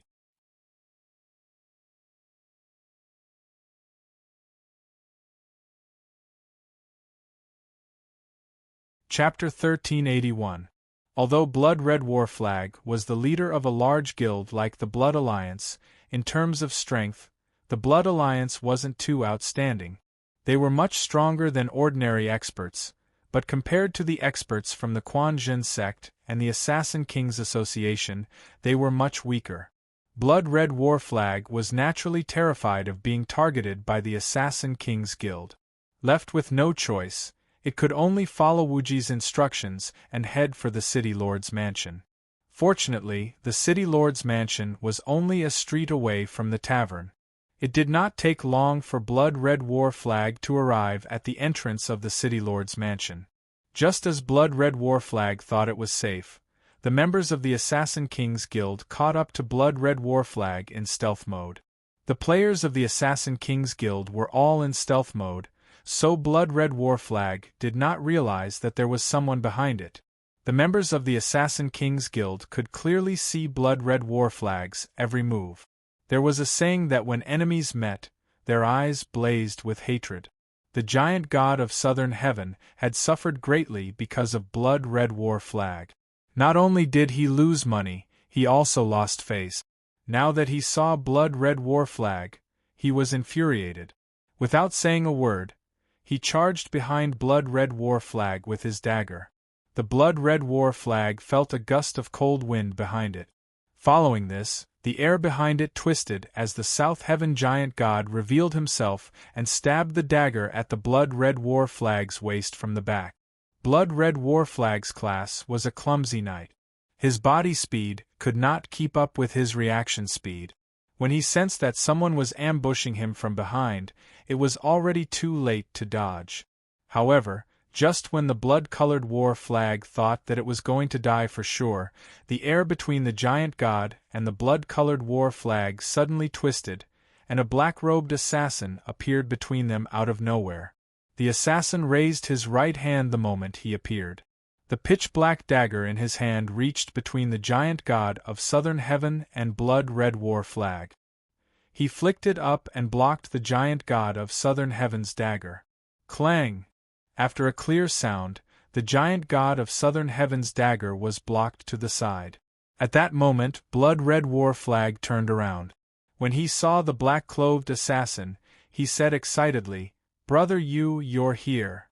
The black-clothed assassin was Baiming Yu, who had been sent by Wuji to protect Blood Red War Flag. The giant god of South Heaven was not someone to be trifled with, either.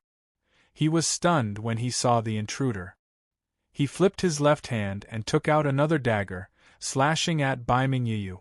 In online games, a player's attributes were not directly related to their physique. Even if you were as skinny as a match, As long as you added a point to your strength, you could easily flip over a burly mage. Therefore, relatively speaking, being tall and big was not an advantage. After all, the bigger the body, the bigger the target. In any case, a small body would be harder to hit. Therefore, as long as a player was not a tank class that took a beating for a living, basically no one would make their body too big. On the other hand, the South Heaven giant god's physique was his natural advantage. This brat was about 1.3 meters tall when he stood on his tiptoes. His dagger was aimed directly at Baiming Yuyu's crotch. It was very awkward for him to attack like this. Baiming Yuyu was not tall, so the giant god of South Heaven's attack was aimed at her waist. If she jumped up, her ankle would be hit, and if she crouched down, her neck would be slit. In other words, she could not jump or crouch down. She could only jump backward and stomp on Blood Red Warflag's back. She rolled in the air to dodge the attack and landed behind the giant god of South Heaven. Blood Red Warflag staggered a few steps forward after being stomped by Baiming Yuyu. After stabilizing itself, Blood Red Warflag drew out its spear and was about to help Baiming Yuyu deal with the giant god of South Heaven. However, before Blood Red Warflag could turn around, the air around them twisted, and Wu Hensei's group appeared and surrounded them. Blood Red Warflag's heart skipped a beat upon seeing this. Even Blood Red Warflag would not be able to defeat the giant god of South Heaven alone. The 15 members of the Assassin King's Guild had all arrived. No matter how strong Baiming Yuyu was, she was no match for Wang Yu. She might be able to take on 1 or 2 of them, but it would be quite difficult for her to take on more than 10 experts of the same level. At that instant, Blood Red Warflag heard Baiming Yuyu's voice. "Don't look back, run to the City Lord's mansion, don't worry about me." In this situation, of course, survival was more important. It was better to die 1 than 2.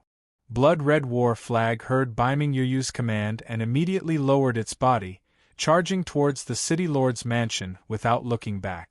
The Assassin King's Guild's priority was extremely high, thus the assassins could not stop them.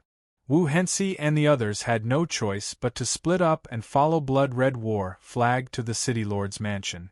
The rest of the members of the Assassin King's Guild turned around and surrounded Baiming Yuyu. The giant god of South Heaven charged toward Baiming Yuyu with 2 daggers in hand and thrust forward. Baiming Yuyu took a slight step backward and waved her hand to block the giant god of South Heaven.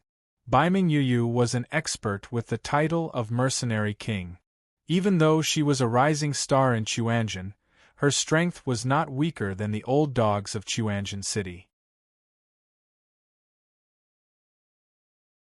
In fact, she was even slightly stronger than Bao San of to place one's pride. Baiming Yuyu's daggers were well organized, advancing and retreating in an orderly manner. The giant god of South Heaven leaped up and down and attacked continuously with his daggers, yet his attacks were all blocked by Baiming Yuyu. Wu Hensei was stunned when she saw Baiming Yuyu suppressing the giant god of South Heaven. She could not help but ask when she saw the emblem of the yin-yang fish on Baiming Yuyu's chest, "You're Mingjian Daoxue?" Baiming Yuyu was a new player in Chuanjin City, an assassin in Chuanjin. Wu Hensei only remembered one of them, Mingjian Daoxue. However, the kid's strength was only SOSO. How could he be so strong? Could it be that even the weakest player in Chuanjin was as strong as him? No. When Baiming Yuyu heard this, she lightly replied with 2 words. Even though it was better for an assassin to keep a low profile, Baiming Yuyu did not feel comfortable being mistaken as someone else. Meanwhile, Wu Hensei blurted out in astonishment, "Ain't nobody from Chuanjin is this strong too?" F***K.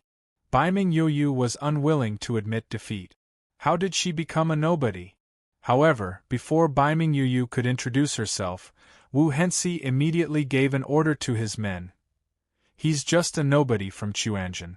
Don't waste your time on him, hurry up and take him out." The other players of the Assassin King Association immediately raised their sabers and lunged at Baiming Yuyu from all directions. Seeing this, Baiming Yuyu kicked the South Heaven giant god away and slammed her head into the ground. Yi.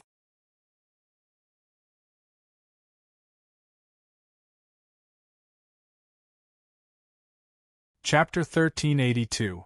Enter the governor's residence. Just as Blood Red War Flag was at a loss for what to do, it suddenly received another message from Wuji. Under such circumstances, Blood Red War Flag's desire to survive was still very strong. Without any hesitation, it charged into the governor's residence with brute force. It had to be said that the priority of the assassin class was too low. Killing Blood Red War Flag wasn't difficult, but stopping a strength-based player like this was quite difficult. However, prey like Blood Red War Flag had to be left for Traceless. Traceless and the others were not far away and were about to reach the governor's residence. Of course, the Assassin Kings Guild did not dare to kill Blood Red War Flag on its own. Left with no choice, it followed Blood Red War Flag into the governor's residence. Second brother, save them. Just as the Assassin Kings Guild surrounded Blood Red War Flag and entered the governor's residence, a voice rang out in everyone's ears. Everyone looked in the direction of the voice and saw that the governor's residence's gate had been closed from the inside. Wuji was standing behind the gate, looking at them. When the Assassin Kings Guild saw Wuji, he was shocked. As if he had discovered something, he turned around and ran out. However, it was too late. Following Wuji's order, Second Elder Een rushed out from the other side of the door with his shield raised. He rushed directly to the side of Blood Red War Flag, then raised his middle finger and shouted, "Grandson!" to start a group mockery. The Assassin Kings Guild members and Blood Red War Flag were involuntarily pulled to Een Lao Air's side. Een Lao Air chuckled. He spread his wings and flew out of the governor's residence. Fighting is not allowed in the governor's residence. At that moment, the patrolling guards in the courtyard saw the situation and surrounded them. The guards were very strong, but without the Castellan's orders, they were still very easygoing. Unless it was an extremely vicious and murderous player, the guards would not harm the player's life. Even if the player behaved atrociously in the Castellan's mansion, as long as no one was killed, the guards would only subdue the player and not kill them. After all, leveling up was too difficult. If they were killed by the guards for spitting or urinating on the ground, the game wouldn't be able to continue. In the face of overwhelming strength, even the wretched professions had nowhere to hide. The guards quickly pinned down all the players who had been mocked by Een Lao Air. Because Een Lao Air had flown out of the city lord's mansion early, he was able to avoid being caught by the guards. As soon as the Assassin Kings Association player was pinned down, Traceless and several other Assassin Kings Association players charged into the city lord's mansion. Brother Chun, close the door. Seeing that everyone from the Assassin Kings Association had entered the city lord's mansion, Wuji chuckled and ordered Spring Soar to block the entrance. He then waved his staff and cast invincibility on Blood Red War Flag's head. Spring Soar, who had been lying in ambush on top of the wall, pointed his staff at the ground and cast a dark barrier. Before Wuji gave the order, a black circle had already appeared under the feet of the Assassin Kings Association players. Before anyone could react, the dark barrier rose from the ground. Traceless was a martial artist, so his reaction speed was godlike. The moment Wuji gave the order to Spring Soar, Traceless sensed that something was wrong. He immediately jumped back and out of the range of the dark barrier. The giant god of the southern sky was not as skilled as Traceless, so he was pinned down by Spring Soar. Fighting is prohibited in the city lord's mansion. After the crowd was pinned down, Spring Soar jumped out of the city lord's mansion. The guards yelled and charged forward again. They crushed Spring Soar's dark barrier and pinned all the Assassin Kings Association players to the ground. At that moment, Blood Red War Flag finally understood why Wuji had asked them to lure the Assassin Kings Association into the city lord's mansion. Chuanzhen's main target was the seals of the Assassin Kings Association. However, the Assassin Kings Association were all assassins who came and went without a trace. As long as they wanted to run, even Wang Yu would have a hard time catching them. As for killing these people to drop the seals, that was even more impossible. If they could not even touch their shadows, how could they kill them? Besides, the seals were precious items with a pitiful drop rate. Even if Zhuge Liang was able to capture them 6 times and 7 times, it was unlikely that they would drop the seals. If they wanted to capture these people, they would have to rely on the powerful guards. In the face of absolute strength, all schemes were useless. Traceless frowned when he saw that all his subordinates had been captured alive. He turned around and ran out of the city lord's mansion. Seeing that there were still fish that had escaped the net, Wuji immediately ordered, "Don't let a single one of them go." Following Wuji's order, Bao San, to place one's pride, and Ming Jian Daoxue, who had been lying in ambush outside the city lord's mansion, rushed out. Yin Lao Er and Chun Xiang, who had jumped out of the city lord's mansion, followed closely behind. Among them, Ming Jian Daoxue was the fastest. He activated swift movement and rushed to Traceless' side. He raised his sword and stabbed. At the same time, Chun Xiang threw a cloud of poisonous mist at Traceless. However, Traceless did not show the slightest bit of fear in the face of the Chuanzhen people's encirclement. She tilted her body to the left, forming a 60-degree angle with the ground. At the same time, she kicked her feet to the side. Under the watchful eyes of the Chuanzhen people, Traceless used a strange movement technique to move several meters to the left, evading Ming Jian Daoxue and Chun Xiang's attack. F***CK. What's going on? Wave-like subtle steps? Wu Hensei's evasive maneuver shocked everyone in the Chuanzhen sect. The people from Chuanzhen were not inexperienced people. In terms of dodging, Wang Yu did not lose to Traceless. However, no matter how monstrous Wang Yu was, dodging attacks was just a matter of twisting and turning left and right. An ordinary person with sufficient bodily functions and reflexes could also do it. However, Traceless' strange movement technique of moving on the spot was beyond everyone's understanding. It did not make any sense. After evading Ming Jian Daoxue's attack, Traceless turned around and snorted coldly. "Do you think you can catch me with just a bunch of trash? Cut the crap. Watch my fist." As soon as Traceless finished speaking, To Place One's Pride used Burst Fist and rushed toward Traceless. Traceless' eyes narrowed. He leaned back and stepped forward with both feet, moving several meters backward to avoid To Place One's Pride's Burst Fist. To Place One's Pride's punch missed and he fell to the ground. Before he could regain his footing, Traceless raised his right hand and stabbed To Place One's Pride's throat with his dagger. 44444, a huge damage value floated up. To Place One's Pride's HP dropped by more than half. Traceless' right hand pulled back the rope and the dagger was pulled out from To Place One's Pride's neck. 33333, another damage value floated up. To Place One's Pride's HP was reduced to a sliver. Yo, you're pretty tough. Traceless' eyebrows twitched. His dagger flew out again, heading straight for To Place One's Pride. In the blink of an eye, Yin Lao Er's giant shield appeared in front of To Place One's Pride. Clang! With a soft sound, Traceless' dagger was deflected. Gotcha!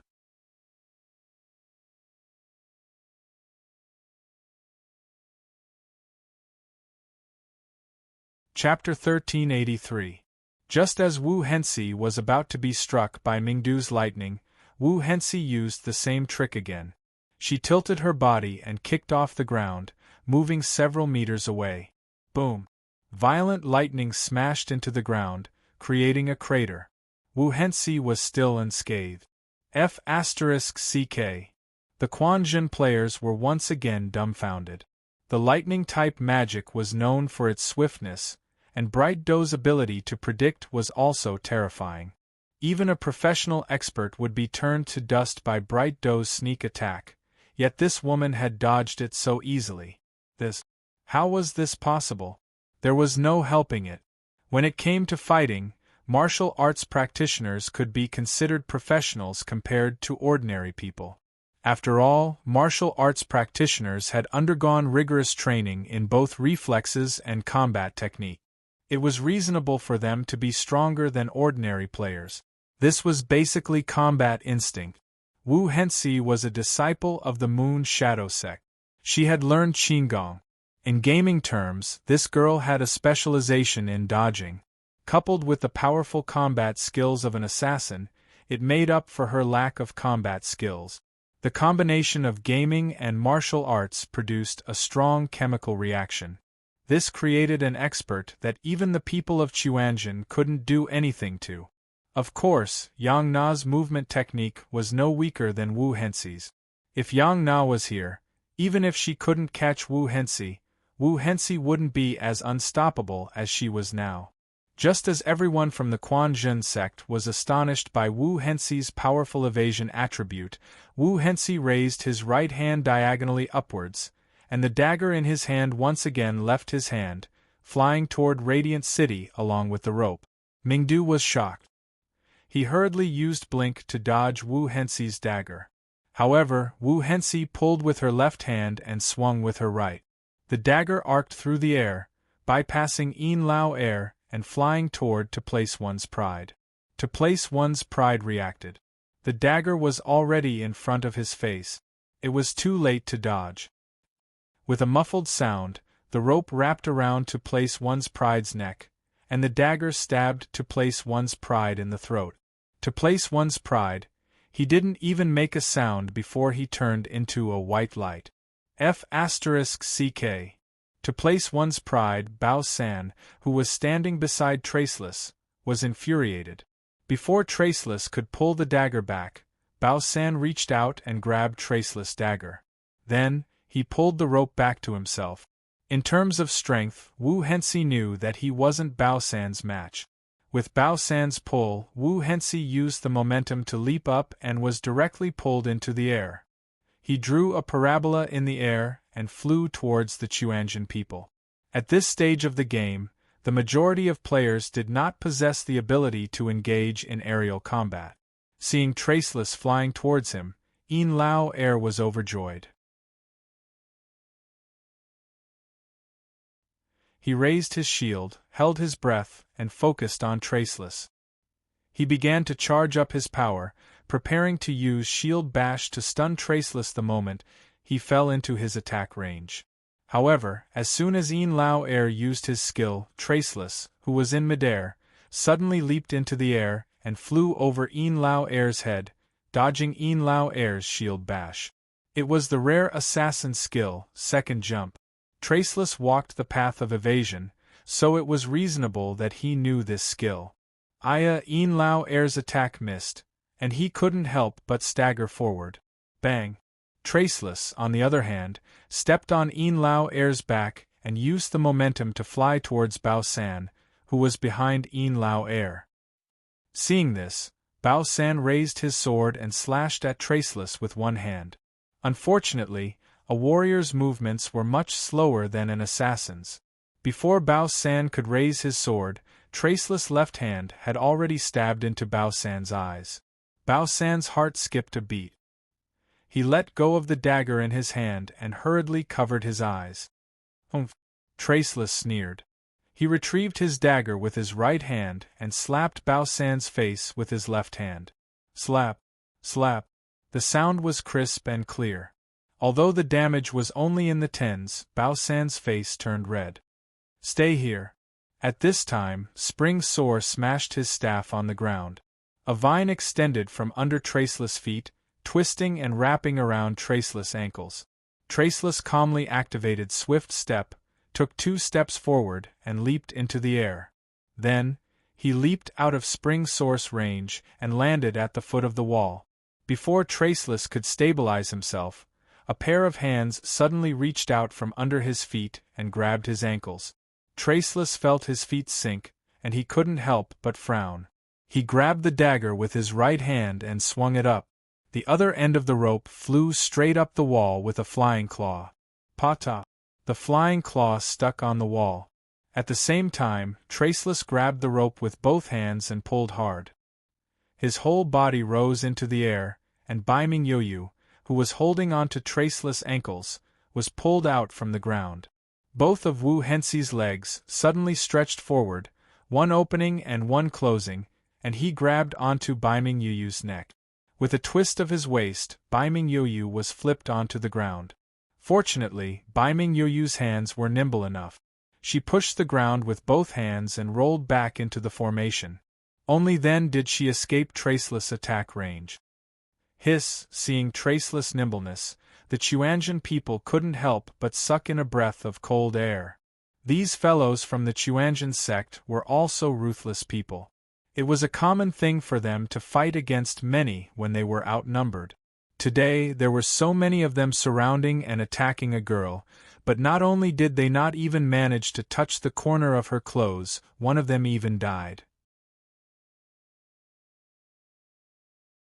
This was definitely an unprecedented achievement. While the Chuanjian people were shocked by Traceless' strength, Traceless' side wasn't having it easy either. As a martial artist who specialized in lightness skill, Wu Hen was very proud of his lightness skill. Not to mention a few people, he was confident that he could come and go as he pleased even if there was an army of thousands of men and horses. However, he was already in danger after only a few rounds. Not only did he almost lose his weapon, but he was also almost controlled by that nameless pawn. It really scared Traceless so much that he broke out in a cold sweat. This was the first time Traceless had experienced such a dangerous battle since he started playing the game. "Humph, you guys are pretty good." After he steadied himself, Wu Hensei praised sincerely. But when this praise came from Traceless' mouth, the people from Chuanjian felt like they were being ridiculed. They all blushed and didn't know how to reply. To be able to force a bunch of shameless hypocrites like the Chuanjian sect into speechlessness, Wu Hensei could be considered to be unprecedented. Cough cough. In the end, Chun Xiang's skin was a little thicker. He cleared his throat and said, "Boss Traceless, we've already caught your men. As long as you hand over the seal, you and your men can leave safely. Otherwise, bah." Before Chun Xiang could finish speaking, Wu Hensei spat and said, "How shameless! You think you can catch me with this group of trash from Chuanjian? You Huiqing, I can come and go as I please." "Is that so?" As soon as Traceless' voice fell, a familiar voice came from above. "If that's the case, won't I lose face as the city lord?"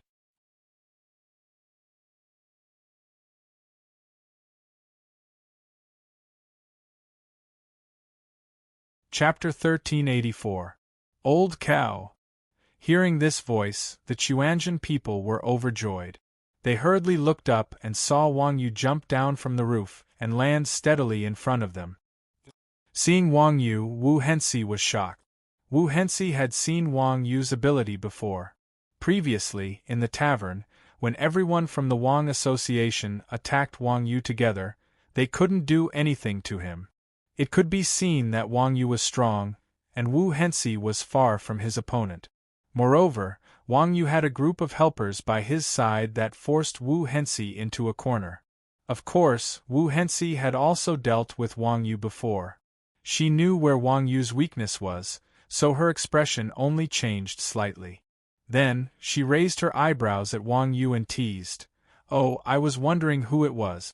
So it's my hubby." "Hubby?" Hearing Wu Hensei's words, the Chuanjian people's eyes widened. They all turned to look at Wang Yu. Their faces were full of shock, surprise, and even a hint of admiration. Miao Chuanjian had long heard of the gossip of the Wang family's young master having many fiancées, but they never thought that this girl in front of them was one of them. Damn it, everyone looked at Wang Yu, and then looked at Traceless, who had a voluptuous figure. They were all extremely envious. Why didn't an arranged marriage happen to them? However, even if it really happened to them, they probably wouldn't be able to handle it. After all, the destructive power of Wang Yu's fiancés was much stronger than that of the boss. Yang Na was as pure as ice and as beautiful as jade. Together with this girl in front of them, the three of them were enough to wipe out Chuanjin. T. Sure enough, seeing the Chuanjin people's reaction, Wang Yu immediately became anxious. He hurriedly shouted, "Don't listen to her nonsense, I don't even know her." Food could be eaten indiscriminately, but words could not be spoken indiscriminately. If this reached Mu Zixin's ears, someone would die. Is that so? Why doesn't she call me husband? Everyone rubbed their chins thoughtfully, their faces full of suspicion, making Wang Yu want to cry but have no tears. A bunch of fools. Seeing that the members of Chuanjin were really getting into a fight with Wang Yu, Traceless sneered. He activated stealth, turned around, and fled. However, before Wu Hengxi could take 2 steps forward, an earthen wall suddenly appeared in front of him, blocking his path. Then, a cloud of white lime powder fell from the sky and landed on Wu Hengxi's body. Wu Hengxi's figure reappeared. At this time, Mingdu said lightly, "What do you want to do? Did he let you go?" Mingdu's actions drew everyone's attention away from Wang Yu. Everyone's faces darkened as they surrounded Traceless. Wu Hengxi couldn't help but be startled when he saw that his little trick was seen through, and then he thought of another plan and provoked them. "You're a group of men, yet you're bullying a woman. Don't you have any shame?" "Don't. What's shame?" The members of Chuanjin answered firmly. Hearing that, Traceless almost spat out a mouthful of blood. He stared at Wang Yu and said, "Since you're a martial arts practitioner, you shouldn't be like this bunch of trash, right?" It had to be said that Traceless was also a smart guy. Every move he made was aimed at Wang Yu's weak points.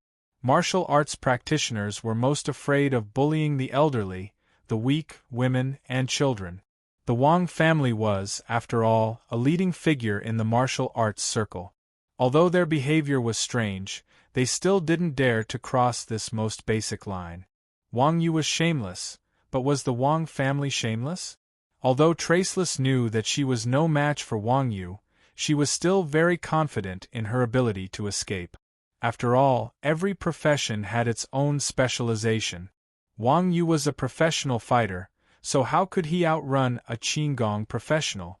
Moreover, in terms of profession, a Grandmaster of Combat was slightly inferior to an assassin when it came to escaping. As long as Wang Yu didn't join forces with Chuanjin to deal with her, Traceless was confident that she could escape. Everyone in the town was a wily old fox. Of course, they could see what Traceless was thinking. They all shouted, "Old cow, don't be fooled by her. This woman can run very fast. We have to catch her together. It's not that troublesome." Wang Yu smiled and waved his hand at the Chuanjin people. "This kind of small matter, I can handle it alone. Oldly, clear the way." "This. Okay." Mingdu looked at Wang Yu reluctantly and removed the earth wall. The earth wall disappeared, and the road reappeared in front of Traceless. Wang Yu pointed forward and said indifferently to Traceless, "As long as you can escape from me, I don't want the seal anymore. Also, the city gate will open to let you go. If you can't escape, please return the seal to me. I don't want to be rough with women." Traceless squinted her eyes and laughed. "You said it. Goodbye." After saying that, Traceless turned around and ran. Traceless was a Qigong practitioner. Even in the game, he put all his points into agility. After activating quickness, he ran at full speed, leaving a phantom behind him. In the blink of an eye, he was near the intersection. Seeing the intersection, Traceless was overjoyed. Assassins were a profession that could turn invisible. When running, they had to keep a close eye on them. Otherwise, they would completely lose their target. A curve at the intersection was the best cover. However, just as Traceless was about to turn, he suddenly felt a chill behind him. Then, a big hand grabbed him from behind. How is this possible? Feeling the attack behind him, Traceless was shocked. He tilted his body to the left and kicked his feet on the ground. Immediately, his whole body made a left turn at an incredible angle. Swoosh! At the same time, a burly figure swept past Traceless. When Traceless saw the figure's appearance from the corner of his eye, he was shocked and broke out in a cold sweat. Traceless was an assassin who put all his points into agility. After activating quickness, Traceless knew better than anyone else how fast he could run. In a situation where he ran first, a Grandmaster of Combat could catch up to him in a few seconds. How fast was this Grandmaster of Combat? Little did he know, although Wang Yu did not put all his points into agility, he still put a lot of points into agility. Moreover, Wang Yu had Qinggong. This was a legit, system-certified Grandmaster of Combat escape skill. A full agility archer would not be able to outrun Wang Yu. Naturally, chasing after a full agility assassin like Traceless was not a problem. Luckily, Wu Hengxi's Qinggong technique was extremely brilliant. He was able to make sharp turns while moving at high speed. If it wasn't for Wang Yu not being able to stop due to inertia, Wu Hengxi would have been pressed to the ground by Wang Yu. After dodging Wang Yu's attack, Traceless did not dare to stop for a moment. He turned around and ran. However, before he could run more than a few steps, his vision suddenly darkened. Wang Yu jumped over Traceless' head and landed in front of him, forcing him to stop. "How is it? I've caught up to you. Can you return me the seal now?" Wang Yu asked, extending his hand. "What's the use of catching up to me?" Traceless said shamelessly, "Only if you can catch me."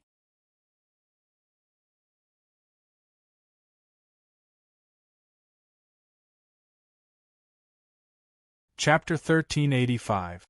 Heh, that's not bad. Wang Yu's eyes lit up when he saw the dagger in Wu Hengxi's hand. With a casual wave of his hand, the dagger flew into his hand. Ah! Wu Hengxi's heart trembled when the dagger was caught. Although Wu Hengxi's strange dagger looked ordinary, it was a top-tier dark gold-grade weapon with a ballistic speed bonus. It was even faster than an archer's snipe skill. The dagger had only been caught by Bao San because of the long distance. Moreover, the turning greatly reduced the dagger's flight speed. At this time, Wu Hengxi was only 3 steps away from Wang Yu, but Wang Yu had snatched it away so easily. Whether it was his attack speed or reaction speed, both were inconceivable. Wu Hengxi's reaction wasn't slow either. Seeing that the dagger had been snatched away by Wang Yu, he flipped his left hand and another dagger appeared in it. At the same time, he pulled the rope with his right hand and charged at Wang Yu. He raised his hand and stabbed. Wang Yu did not panic. He raised the dagger in his hand. Clang! Wang Yu blocked Wu Hengxi's attack and pushed it aside. Wu Hengxi was a full agility assassin. His strength wasn't high, so his attack priority naturally couldn't compare to Wang Yu's. Wang Yu's attack nearly knocked him off his feet. At this time, Wang Yu's figure slanted, and with a series of kicks, she moved to the other side of Wu Hengxi. The dagger in Wang Yu's hand was tied with a rope. The other end of the rope was still in Wu Hengxi's hand. When Wang Yu flashed to Wu Hengxi's side, the rope naturally followed. Wang Yu lightly swung his arm, and the rope on the dagger slipped under Wu Hengxi's unstable foot, accurately hooking onto Wu Hengxi's leg. Then, Wang Yu yanked. Thud! Wu Hengxi was pulled to the ground. At this time, Traceless didn't seem to feel that he had been pulled to the ground. Instead, he widened his eyes and pointed a dagger at Wang Yu. His face was full of horror, and he didn't know how to express his feelings at all. After a long time, Wu Hengxi slowly came back to his senses. He pointed at Wang Yu and said in horror, No, that's impossible. How can you walk on snow without leaving a trace?" That's right, the movement technique that Wang Yu used just now was the Moon Shadow Sect's unique technique, traceless snow steps. It was also the Qinggong technique that Wu Hengxi used to toy with the Chuanjian people. "I learned it," Wang Yu replied indifferently. At the same time, she swung her hand and a rope was tied around Wu Hensei's neck. Wu Hensei's neck and ankles were tied together. Wang Yu didn't believe that this chick could still run after being tied up like this. Impossible! At this time, Traceless couldn't care less about Wang Yu tying him up. He pointed at Wang Yu and said loudly, "The Moon Shadow Sect has only one disciple. I don't remember having a senior brother like you." "I know." Wang Yu stretched out his hand and said calmly, "Give me the claw." Wu Hensei lowered his head and looked at the grappling hook on the other end of the rope in his hand. He obediently handed it over to Wang Yu. Wang Yu took the claw and tied the two ends of the rope into a dead knot. "Then," he said, "I learned it from you. Bullsh**. I don't even know you. How could I teach you?" Traceless said angrily. "Tisk," Wang Yu said disdainfully, "do I need you to teach me this lousy skill? I learned it just by looking at it." "Learned it just by looking at it?" Hearing Wang Yu's words, Traceless was immediately dumbfounded. Traceless snow steps was a skill that Traceless had learned since he was a child. It took him more than 10 years to master it. Now, Wang Yu learned it just by looking at it. Traceless' feelings at this moment were absolutely indescribable. This was no longer as simple as someone secretly learning his ultimate skill. It was like learning a course that you had painstakingly studied for 10 years, but someone else suddenly understood it at a glance. Anyone would start to doubt life. Traceless naturally didn't want to believe what Wang Yu said, but Wang Yu really used it without any hesitation. Compared to Traceless, it was much cleaner. Even if Traceless was unwilling to accept Wang Yu's words, reality wouldn't lie. Actually, it wasn't an exaggeration coming from Wang Yu's mouth.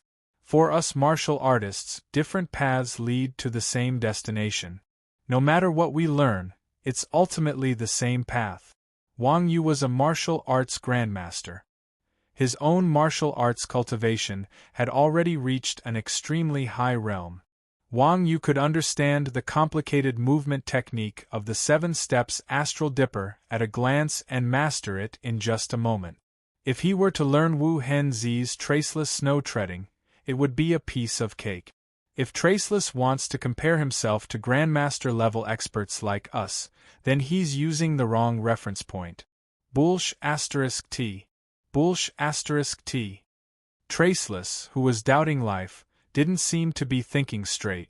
He rolled on the ground and shouted, like a child in a supermarket whose parents didn't buy him snacks or toys. Wang Yu naturally wouldn't let this guy off. He pulled the rope in his hand and Traceless' feet were pulled to his head. Wang Yu grabbed the rope with one hand and dragged Traceless, who was on the ground, back to the mayor's residence. By now, the players had already come online. Because Yu Huiqing had closed the city gates, the players couldn't leave the city, so the streets were filled with players. Traceless was considered a beauty. There weren't many female players in the game, and a beauty with such a good figure was even rarer. Seeing Traceless being dragged through the streets like a dead dog, the players were filled with righteous indignation. They wanted to do justice on behalf of the heavens. However, when they saw who was dragging Traceless, they immediately calmed down. Some even offered to help Wang Yu, but Wang Yu tactfully rejected their good intentions. The next day, Yu Huiqing's perverted hobby spread like wildfire.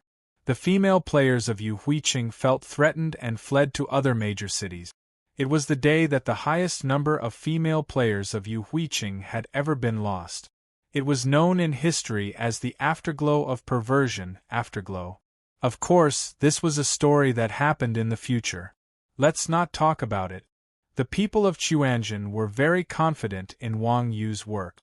Everyone had been waiting for a long time in the mayor's mansion. When the Assassin King's Guild players saw their boss, Traceless, being dragged through the gates like a dead dog, everyone was in despair. Wang Yu casually threw Wu Hensei at the feet of the Assassin Kings Association. He then said to Wu Hensei, "If you're willing to bet, you're willing to pay the price. Now that I've captured you, can you return the seal to me?" "Humph," Traceless said stubbornly. "I'm a woman. Didn't your mother tell you that you can't trust a woman's words?" The drop rate of players in Rebirth wasn't high, and the drop rate of precious items was even lower. Traceless didn't believe that Wang Yu would be able to force the seal to drop if he didn't hand it over. At most, he would just stay safe after he died. Wang Yu hated people who didn't keep their words. Seeing that Traceless was a martial artist, but he didn't seem to care about it, his face darkened. "Do you think I won't be able to do anything if you don't return it?" "What? Can you still search my body?" Traceless asked with a look of a troublemaker.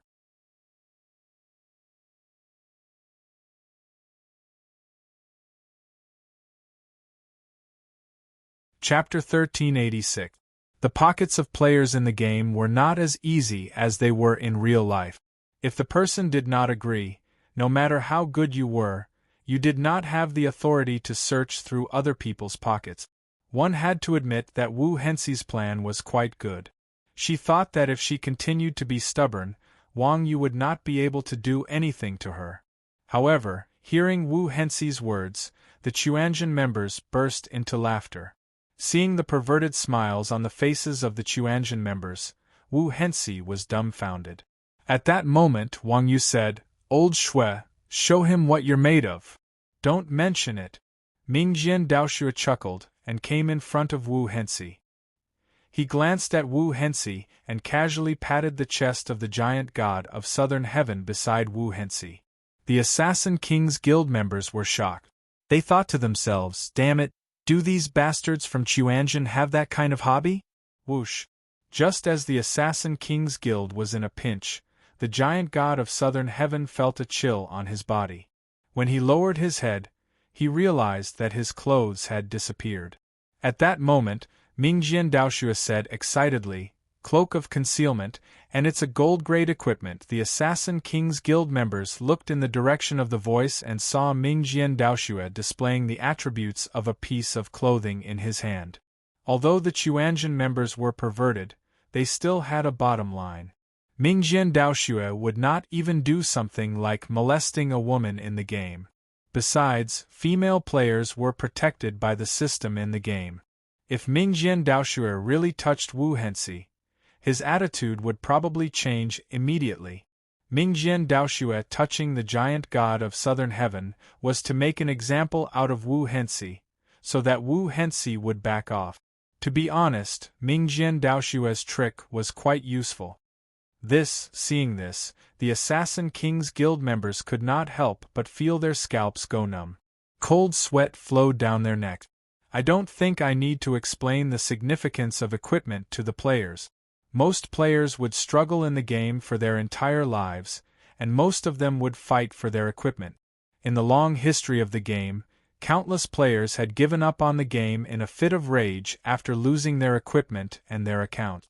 This showed just how important equipment was to players. Hence, most of the time, players would rather die a few times than have their equipment stolen. After all, equipment was a fixed asset. As long as they had it, they could make a comeback at any time. In comparison, things like levels, which could be easily leveled up, were not worth mentioning. However, the fact that Mingjian Daoshua had ripped off the South Heaven giant god's clothes with a single stretch of his hand was enough to intimidate the people of the King Assassin Association. What the F***ck? This was the kind of account stealing dog in online games, and the kind that was verified by the system. Facing such a person, everyone felt as if they had entered a thief's lair with money. They did not feel safe at all. Mingjian Daoshua was very satisfied with the Assassins Association's reaction. He smiled and turned around to threaten Traceless. "How is it? Boss Wu Hensei, are you going to hand over the seal now, or do you want me to strip you naked?" Traceless did not speak, but the terrified expression on his face betrayed him. As Traceless was about to compromise, the South Heaven giant god yelled, "Boss, don't be afraid. You're a woman, and you're protected by the system. He won't dare to touch you." This little shorty, he's not smart when he should be, but he's quite talkative when he shouldn't be. The South Heaven giant god's words immediately reminded Traceless. Humph. Traceless harumphed coldly and glared at Mingjian Daoshu. He said shamelessly, "Touch me if you dare. F***K me." Mingjian Daoshue was utterly defeated. The people of Chuanzhen were not afraid of the soft or the hard, but they were afraid of this kind of troublemaker. I can't kill or rob this woman. Do I really have to waste my time with her? As Mingjian Daoshue was feeling gloomy, Wuji said with a smile, "Boss Traceless is right, we won't dare to strip you naked." Humph. Traceless twisted his head disdainfully. Following this, Wuji added, "As for the others, we can still strip them. Let me think, 14 of them, that's 14 sets of equipment. That's worth quite a lot of money. I wonder if it's enough to trade for a city lord's seal." Traceless' expression changed tremendously after hearing Wuji's words. It could be said that Wuji was good at manipulating people's minds. With just a few words, Wuji had managed to pinpoint Traceless' Achilles' heel. This woman was not amenable to soft or hard tactics. She only cared about money. If he wanted to negotiate with her, he would have to offer something of sufficient value. The people of the Assassin King's Guild were all expert. Their equipment was not weak at all. The 14 sets of equipment and the items in their bags could easily be sold for a few 100,000 gold coins. Using these things to negotiate terms with Wu Hensei would have to weigh the pros and cons, leaving the value of the equipment aside. If Traceless really threw away the equipment of his men just for a seal, the Assassin King's Guild would cease to exist after today. Who the hell would want to follow such a boss? Wuji's words were a ruthless blow to Traceless' confidence. Traceless' heart was filled with conflicting emotions. Hand over the seal? Traceless was a person who valued his reputation. It would be too humiliating to hand it over just like that. Refuse to hand over the seal? Then, he would be deserted by his own men.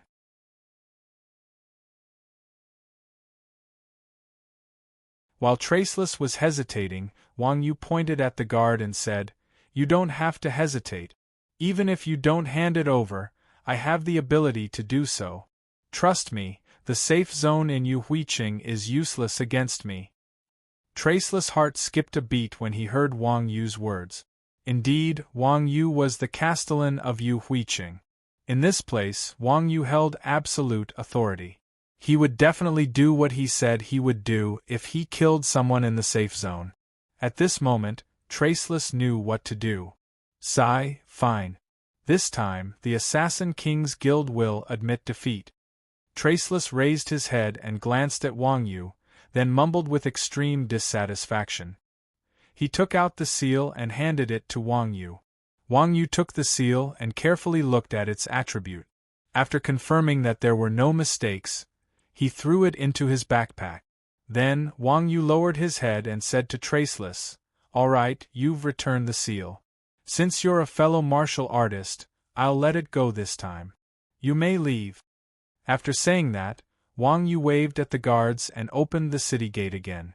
The guards received the order and casually threw the giant god of southern heaven and the others to the ground. If it were someone else with Chuanzhen's temper, he would have beaten them half to death. However, Traceless was a martial artist. In this era, martial artists were a vulnerable group that huddled together for warmth. Wang Yu had experienced the hardships of life. Wang Yu could not bear to kill Traceless.